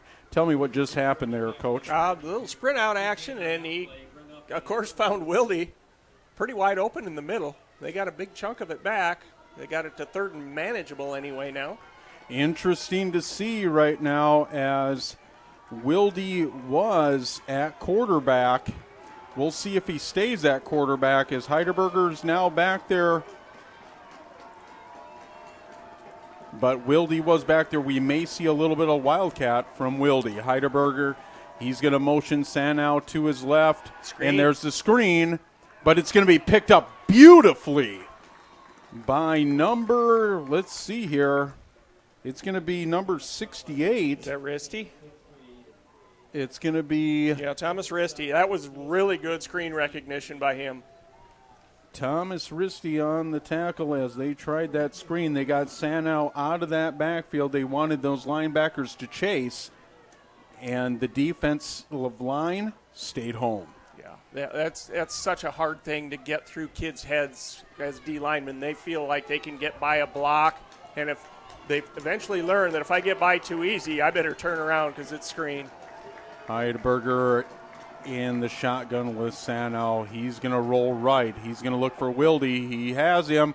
It's going to be overthrown, and that's going to be number 7 again. That's going to be Van Weston from his safety position, his second interception of the ball game. Yeah, we've got some turnovers coming our way this week, and it makes a difference in a ball game. It does, doesn't it? How many turnovers were last week? 6 or 7 to our negative. And so right now we're positive 2. Yeah, we're +2 today. So that, like Coach said, that makes a huge difference in a football game. You win the turnover battle, you usually win football games. I formation for Thuy as Johnson sits in the backfield. There, gives it to Johnson. He has Nelson with a big block. Nelson grabbed number 5. That's going to be Giblin for the Cavaliers. So that's your fullback coming and meeting a safety. Yeah, we had a nice seal there. I mean, that he didn't even get touched till he was 7 yards downfield. Great job by that offensive line as Myers, Bunkers, Kopel, Wydula, and Shunky, along with Carroll. And we know Nelson does a tremendous job also. That moving company is moving people tonight. Shotgun formation from Thuy. He gives it to Johnson. And same look. It's exactly the same look. Same and look, that's same result. That's going to be a first down and more. It's going to cross the 50 out to the 49-yard line. One thing that's nice is if you can get a play like that and you keep running it towards your bench off of the hash to our side, it's so hard for their coaches to communicate to those kids to get it adjusted. They almost have to sub somebody in to get it changed. I like what Coach Zur and that offense are doing tonight. They're staying true to what they do great, and that's running the ball. To Johnson again. Johnson's going to cut it up. He's going to gain more. He's going to gain the first down and some. He's going to be brought out of bounds at about the 30. They're going to call it the 35-yard line, and that's where the Lynx are going to start on offense with another first down. Yeah, big chunk plays, just running the ball at them. Getting good seals, just going outside the tackle. And these drives, Coach, besides going out of bounds, are really taking the clock down. Yeah. Yeah, the quarter's about done here. High formation. From Thuy, he motions Carroll. He's got Johnson. I believe that's going to be the 3rd consecutive carry for Johnson. Johnson's going to drag a defender, and he's going to be close to that first down. He's going to get it. As Johnson again. I can see a timeout here coming by Jefferson. Maybe they can't just keep getting gashed by the same play over and over again. Well, Coach Zur in that offense, Coach Zur is our offensive coordinator, folks. For the Lynx, he has kind of exposed this 3-4 defense in the third quarter. Yeah, they're running it well. I formation, and that's going to be given to Johnson for his 4th consecutive carry. He's going to gain 9 yards. Let's see where they mark it. It looks like a first down, right? Yep, he's pointing. Oh, he picks up another 10 yards. First down, Lynx. And we have the end of the third quarter. Your Lynx are driving in the second half at the end of the third quarter, 16-9. The Lynx are up by 7. Your Lynx TV sponsors are Avera Medical Group, McGreevy here in Brandon, Sanford Clinic Family Medicine here in Brandon, Service First Federal Credit Union, Sanford Orthopedics. Founding members are Alliance Communications, Brandon Lumber Company, Brandon Ace Hardware, Brandon Pharmacy, American Family Insurance, Josh Koob Agency Incorporated, Heartland Funeral Home and Cremation Services, Sunshine Food Store, and Today's Family Dentistry. Our platinum sponsors are Sanford Health, Sioux Valley Energy, Alliance Communications, Coca-Cola Bottling, and Midco Communications. The pride sponsors are Architecture Incorporated, Hinkle Electronics Materials LLC, McDonald's, and Michael's Fence. Thank you, sponsors. And we're going to give you some scores here in just a moment. I believe Coach is going to pull those up as we go into this fourth quarter. Go ahead, Coach. Harrisburg is a final over Stevens, 50-9 in Harrisburg. Lincoln and Washington is the other game ongoing right now. Lincoln is up 24-10 at Howard Wood Field. Those two teams just met last week with a Warrior victory, so they kind of flipped the table here. And then the other one was the final, O'Gorman 42-28 over Roosevelt. I formation again from Thuy. He's going to give it to Johnson for the fifth consecutive carry.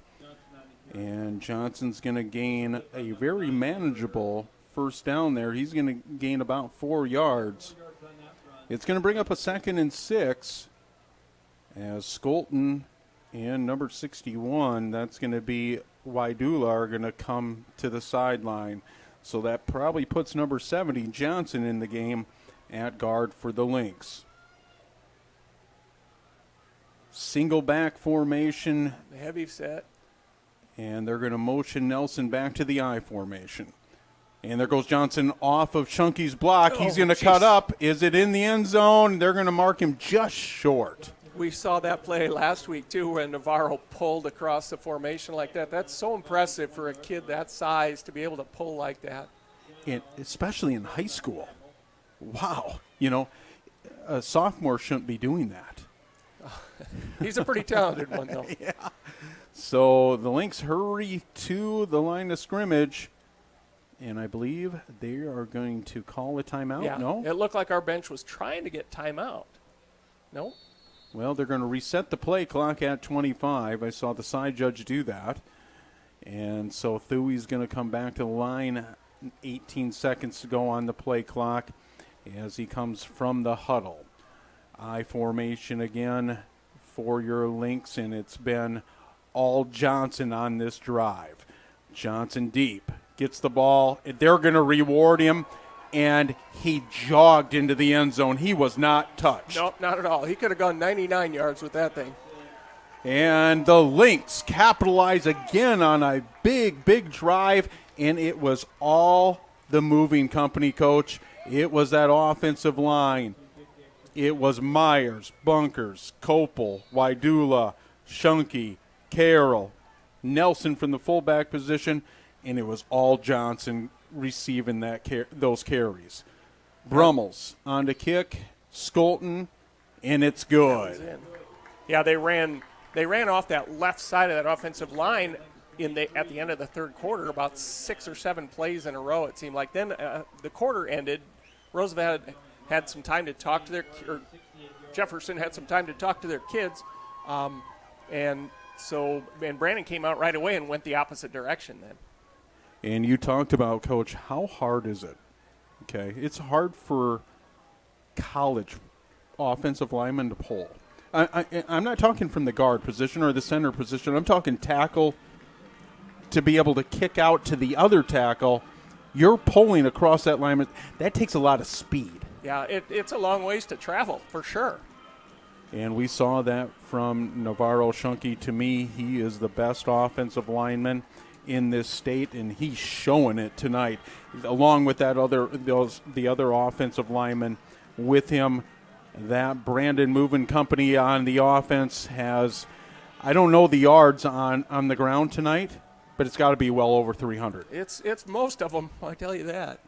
Brummels is going to be on to kick. We got a 23-9 ball game early in the fourth quarter. The Lynx so far have gained a lot of chunky yards in this second half. That's going to be number 6. Cohen Henry on the return, the wide receiver for the Cavaliers. The Cavaliers are going to start with good field position at about the 32-yard line. And Heiberger seemingly's got to be able to throw here pretty soon. They're going to have to put it in his hands. And let's see if they can get it to their number one receiver, Wilde. We haven't seen any of them in the second half. Heiberger. Now they're back the way they started the game with that double wing set. Sanow, he gives it to Sanow. Nope, No, he's going to keep hold it. it. It's going to be a fumble. Great play. I think the Lynx are going to pick it up.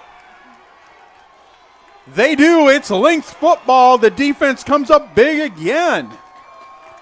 Yeah, that was one where that he made a nice read on the pull, and then he kind of mishandled it from there. And if he just needed to fall on it to live to play another down, he tried to kind of flip it to his back as he was on his knees almost. He never did possess it when he was down. It would have been better for him if he had. The secondaries played really well tonight, Coach, for Van Westen, Breest, Bisbee on the fumble recovery there from the corner position, and Thompson. I formation from Thuy. He's got Whitty right behind him. He's going to follow his block. Nelson pretty much took that linebacker and drove him back 6 yards. Yeah, We're talking about Micah Nelson. Yeah, he's a good blocker. Number 82. They really found something with him. We haven't seen him so much in the actual passing game tonight. We know that they tried with that screen and it got called back with the offensive lineman down the field, but watch them come back to it a little bit here maybe as we move forward in the fourth quarter. Micah Nelson in front of Whitty in the I formation. Thuy right behind Copel. They're going to be met, and that's going to be Whitty, met by a host of Cavalier defenders. It's going to bring up a third down in about 6. That hole closed down very quickly. I watched Micah go through looking for somebody to block, and all of a sudden the end and the tackle just crashed it down and sealed it off, and there was no place for him to go. The senior Johnson comes in for the sophomore Whitty at the running back position. The sophomore number 12, Thuy, out of the huddle. Shotgun formation, Nelson to his right, and Johnson. He's going to drop back. He's got single coverage onto the outside. I believe that's Langrock, and it's going to be pass interference as Langrock gets the call. You could have went both ways. We really couldn't see it. From our side advantage here, that you really couldn't see it, but they were both kind of gesturing for the ball, don't you think? Yeah, it was. The difference was I don't think the DB was looking back towards the ball. He was just looking at the receiver and going up and ended up bodying him. I think it was a good call from our vantage point. Pass interference, offense, number 10. Whoa. So it's going to be He must have pushed off. yeah, because They got a lot better view than we do. They're a long ways away from us over there in that corner. because I thought they were both tangling with each other, and so that could have went either way. But it's going to pin the Lynx back on offense to about the 40-yard line. That's going to bring up a 3rd and 22. Yeah, you try to get half here, I think, is a good choice. Not a lot of plays in the playbook at 3rd and 22. Thuy, he's going to be flush out of the pocket to his left, and he's going to get right to the line of scrimmage. No, it's going to be actually a sack for a loss of about 6. So that's going to bring up a 4th down, and that's a punting situation for the Lynx. And it's going to be a stoppage of play. We have an injured Cavalier on the field. So we talked about, Coach, that the secondaries really played well tonight for the Lynx. Obviously, the whole defense has, but highlighted by Breest, Van Westen, he has 2 interceptions this evening. Yeah, he does. They have played well. They have to, obviously secondary guys have to play good in pass scenarios, but they've been playing good. The safeties have been good in the alleys on the option plays. You're getting good run support by those guys. Got a fumble recovery by Bisbee, I believe. So three turnovers, all due to those secondary guys, or they were the ones that directly received the turnovers. And they're playing really well in the run support also. Yeah. Punting formation for Giles. It's a booming high kick. A dangerous kick for the Cavaliers as they got to get out of the way. They don't want to touch it because the Lynx could have picked it back and if the Cavaliers would have touched that. But the Cavaliers are going to start on offense after a big sack, a big penalty also on that interference. It really set them back about 20 to 25 yards. And the Cavaliers are going to start at the 25-yard line, moving right to left. Heiberger, it is a 23-9 ball game, so we have two scores that they have to try to get back on offense. Kolb rolls out with Heiberger. He's going to look for Wilde, and it is almost intercepted also. I believe Brees, that's probably? I think you're right. I think that is number 22, Brees. He undercutted that. Noah Thompson actually over. Oh. Defense, number 4, 15-yard penalty, automatic first down. So we have a personal foul on number 4, Owen Warren, the senior defensive end. It's going to be number 4, that senior defensive end, Owen Warren, with roughing the passer. That's a 15-yard penalty. First down for the Cavaliers.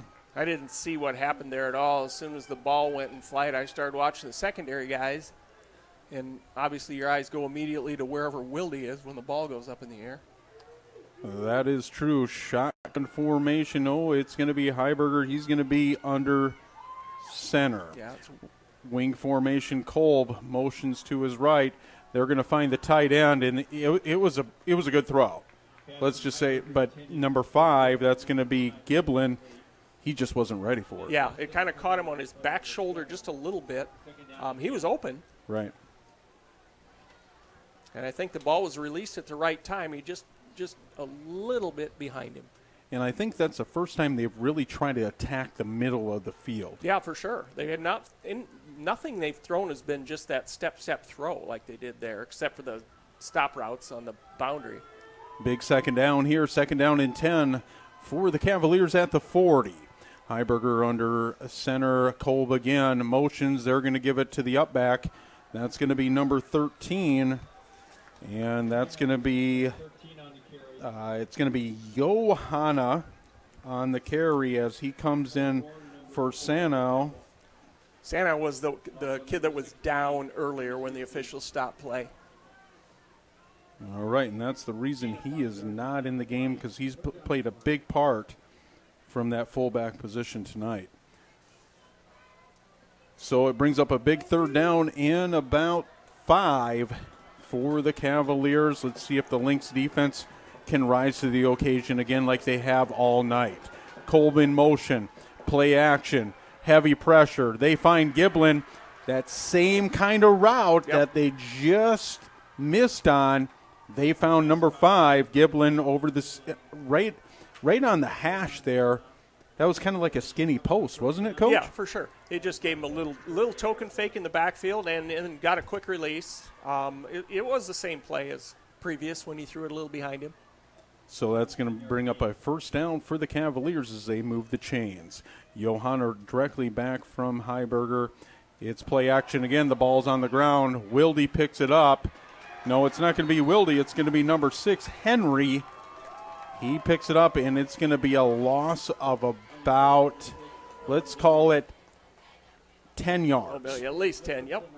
So that's going to pin the Cavaliers back on that fumble, and we've seen that a couple times, Coach, already this evening. Yeah, they just, it's a different quarterback that they've had taking snaps all year, and things aren't going to be smooth all the time. And second down and 21 for the Cavaliers. Heiberger, he's going to be under center again. And there's a quick pass. Ooh, that's a dangerous pass. Whoa. As he tried to find Wilde on that quick hitter. But that's going to be covered by Bisbee.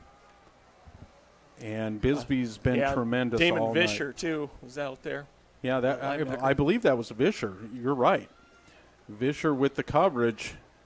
And all night, coverage has been right on the money for the Lynx. Yeah, they broke on that stop route, and the quarterback actually threw it behind our guy breaking forward. So a big third down. Lynx fans trying to get loud on this third down and 21. Heiberger, empty formation, and the play clock says 0. So that's going to be a delay of game penalty, and it's going to be a 5-yard penalty on the Cavaliers, so it's going to be third down and 26. Let's see if the fans get loud again. They obviously played a little bit of a part in that. Don't you think, Coach? Yeah, it's a sophomore quarterback, too. He's not used to looking at a play clock. It's tough. 6:59 to go in this opening matchup of 11 AAA quarterfinals between the Jefferson Cavaliers and your Lynx, up 23-9. Empty package for Heiberger. We haven't seen a lot of that, but 3 receivers to his left, and Dahl's going to chase him from the middle linebacker position. Heiberger's going to complete it to number 3. That's going to be Kolb. He's traditionally their running back that they have changed that whole offense tonight with Ashley out. So it looks like the Cavaliers are going to go for it. Yeah, I think they were trying to get half there. It's third and forever. You're not going to get it all in one play. Watch for them to go to Wilde again. You might want to double cover him. Heiberger with Wilde up to the top of your screen. Heiberger, bad snap. They're going to go to Wilde, and it's going to be incomplete. Well, they might have been going to number 3 there also. And Kolb, it's incomplete. Lynx ball. Yeah, we sat in zone there, and safety stayed over the top. Got good depth by the backers dropping, and we made a great break on the ball. If the ball is thrown accurately, it's probably picked. So that's where your Lynx are going to start with offense. They can really drain this clock down like they have this whole second half. 6:17 to go. Your Lynx up by 2 touchdowns. Thuy to Johnson. And he's going to be bent by the linebacker, but he's going to fight for another 3 yards at least as Johnson moves. It wasn't a pile, but it was number 27, Sanow, and Johnson moved him. Yeah, Sanow squared him up really nice. Jordan is he's an irresistible force. He does not want to be taken down by any one guy. And Johnson gains about 5 yards. It's going to be 2nd and 5. The clock is ticking. I believe that the Cavaliers have 2 timeouts.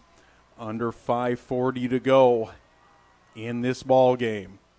Thuy's taking his time. He's going to give it to Johnson again. He cuts up. He's going to gain. It looked like he wasn't going to gain anything. 0. And he gains about 2 to 3 yards there. Brings up a very manageable third down, as it's going to be third down in 2. From about the 49-yard line as the Lynx go across midfield. You can see a lot. We talked about this, Coach, and I'll mention it after this play. As Thuy's going to go under center with Johnson again deep in that I formation. And they're going to give it to Johnson. He's going to cut back to the left. He's going to gain the first down and more. As that moving company again for the Lynx offense is Myers, Bunkers, Kopel, Wydula, Shunky, Carroll, Nelson. We'll put Jefferson in there at tight end, Coach. And Johnson's just moving the ball. Yeah, he's a very determined kid. He runs the ball hard. If I remember right, last year he was a D lineman. Yeah, so he's kind of got a D lineman mentality when he runs the ball.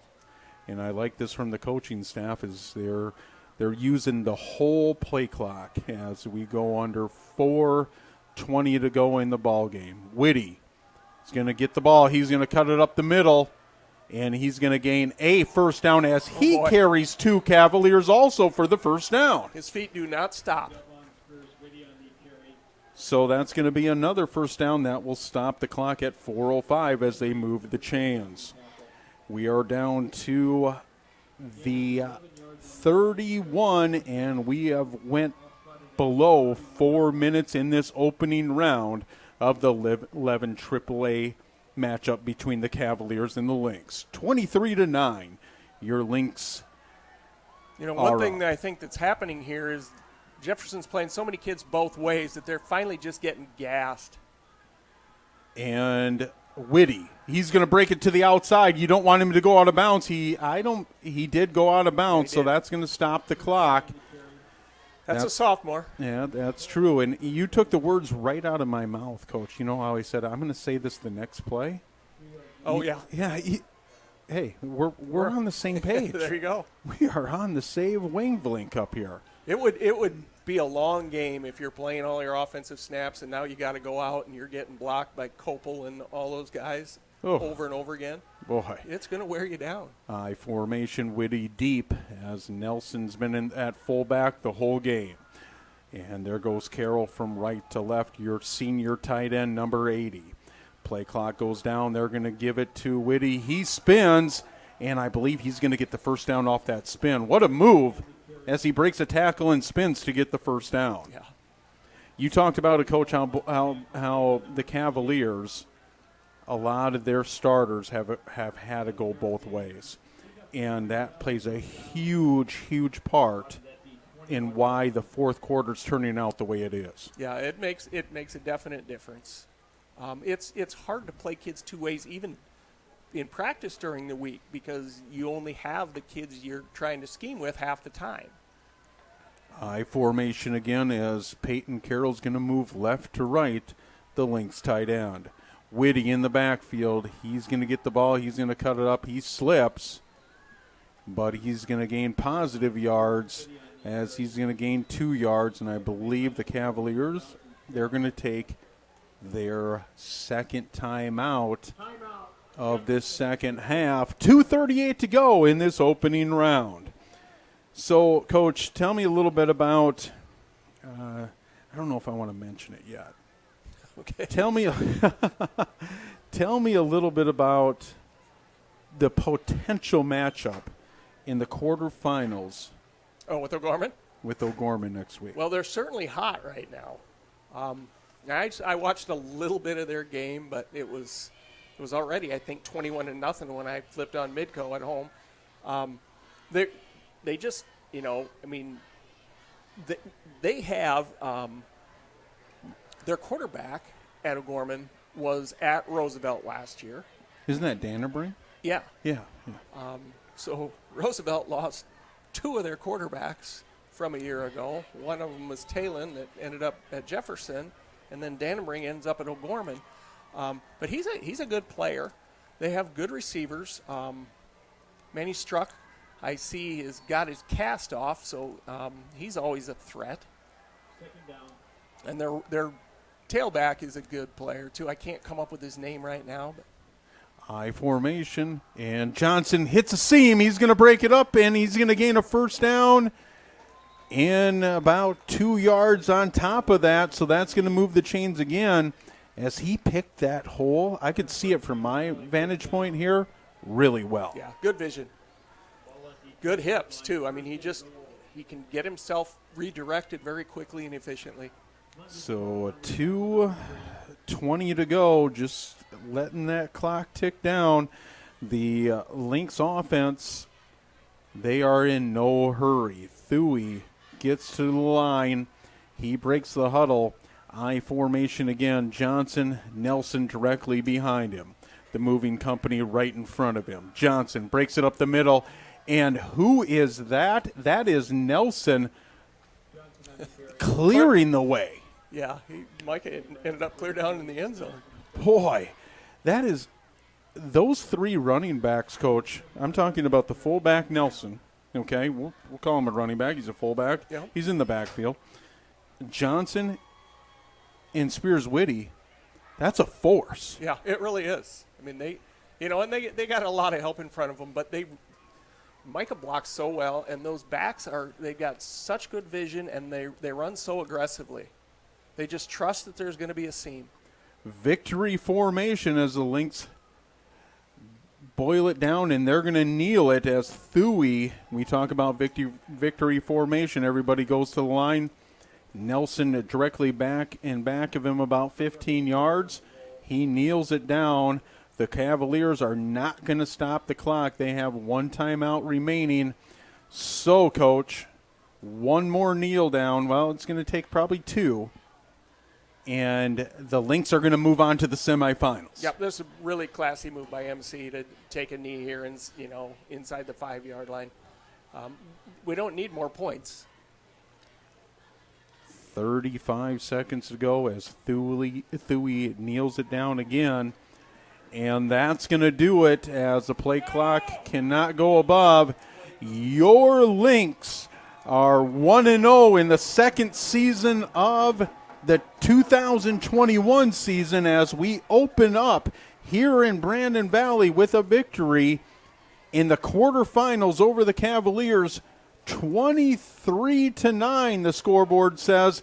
And hats off to the Lynx team, the Lynx coaching staff. Great job. But the two we got to I can't give it, you could give it to Johnson, player of the game. You really could. Oh, yeah. But the offensive line did a great job. Everybody that blocked for us tonight did a great job, all of them. And hats off to the defense, too. They made a goal line stand when they needed to.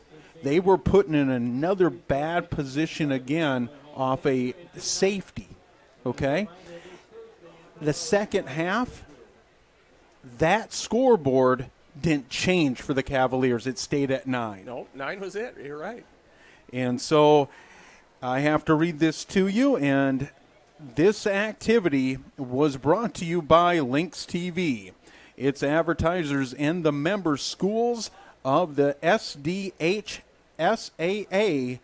No rebroadcast in whole or in part may be made without written permission of the SDHSAA. That's the South Dakota High School Activities Association and the South Dakota Interscholastic Athletic Administrators Association. So we had a ball game, and guess what?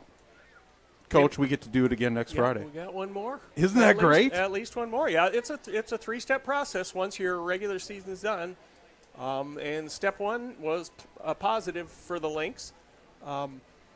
Jefferson has, nothing to be ashamed of. They had a good season. They played a lot of young kids. They'll have almost all of them back. And I think, it's a program that's on the right track. It takes time to build a program. You don't just show up year one and expect to be world beaters. And that's a great point, Coach. It is year one for that program. And but how about on the flip side, the coaching staff for the Lynx and what they have done so far? If you look at it, a totality of a season, they're sitting at 8-1. Yep. Okay, and that's including the playoffs. And now we this season's over. Okay, and I'm talking about the Cavalier season. Now you're going to go to the O'Gorman season. Right. Okay, you almost got to think of it like you talked about, Coach. It's one game at a time, so it's one season at a time, and now the Lynx move on to the O'Gorman season. Yep, they'll get a good full week, and I'm sure they'll start tonight with O'Gorman film. They've probably had some of maybe their freshman coaches doing some breakdown already, getting films ready for both Roosevelt and O'Gorman because they weren't aware of which one was going to be the matchup. I know that's what we always used to do. Once playoffs come, it's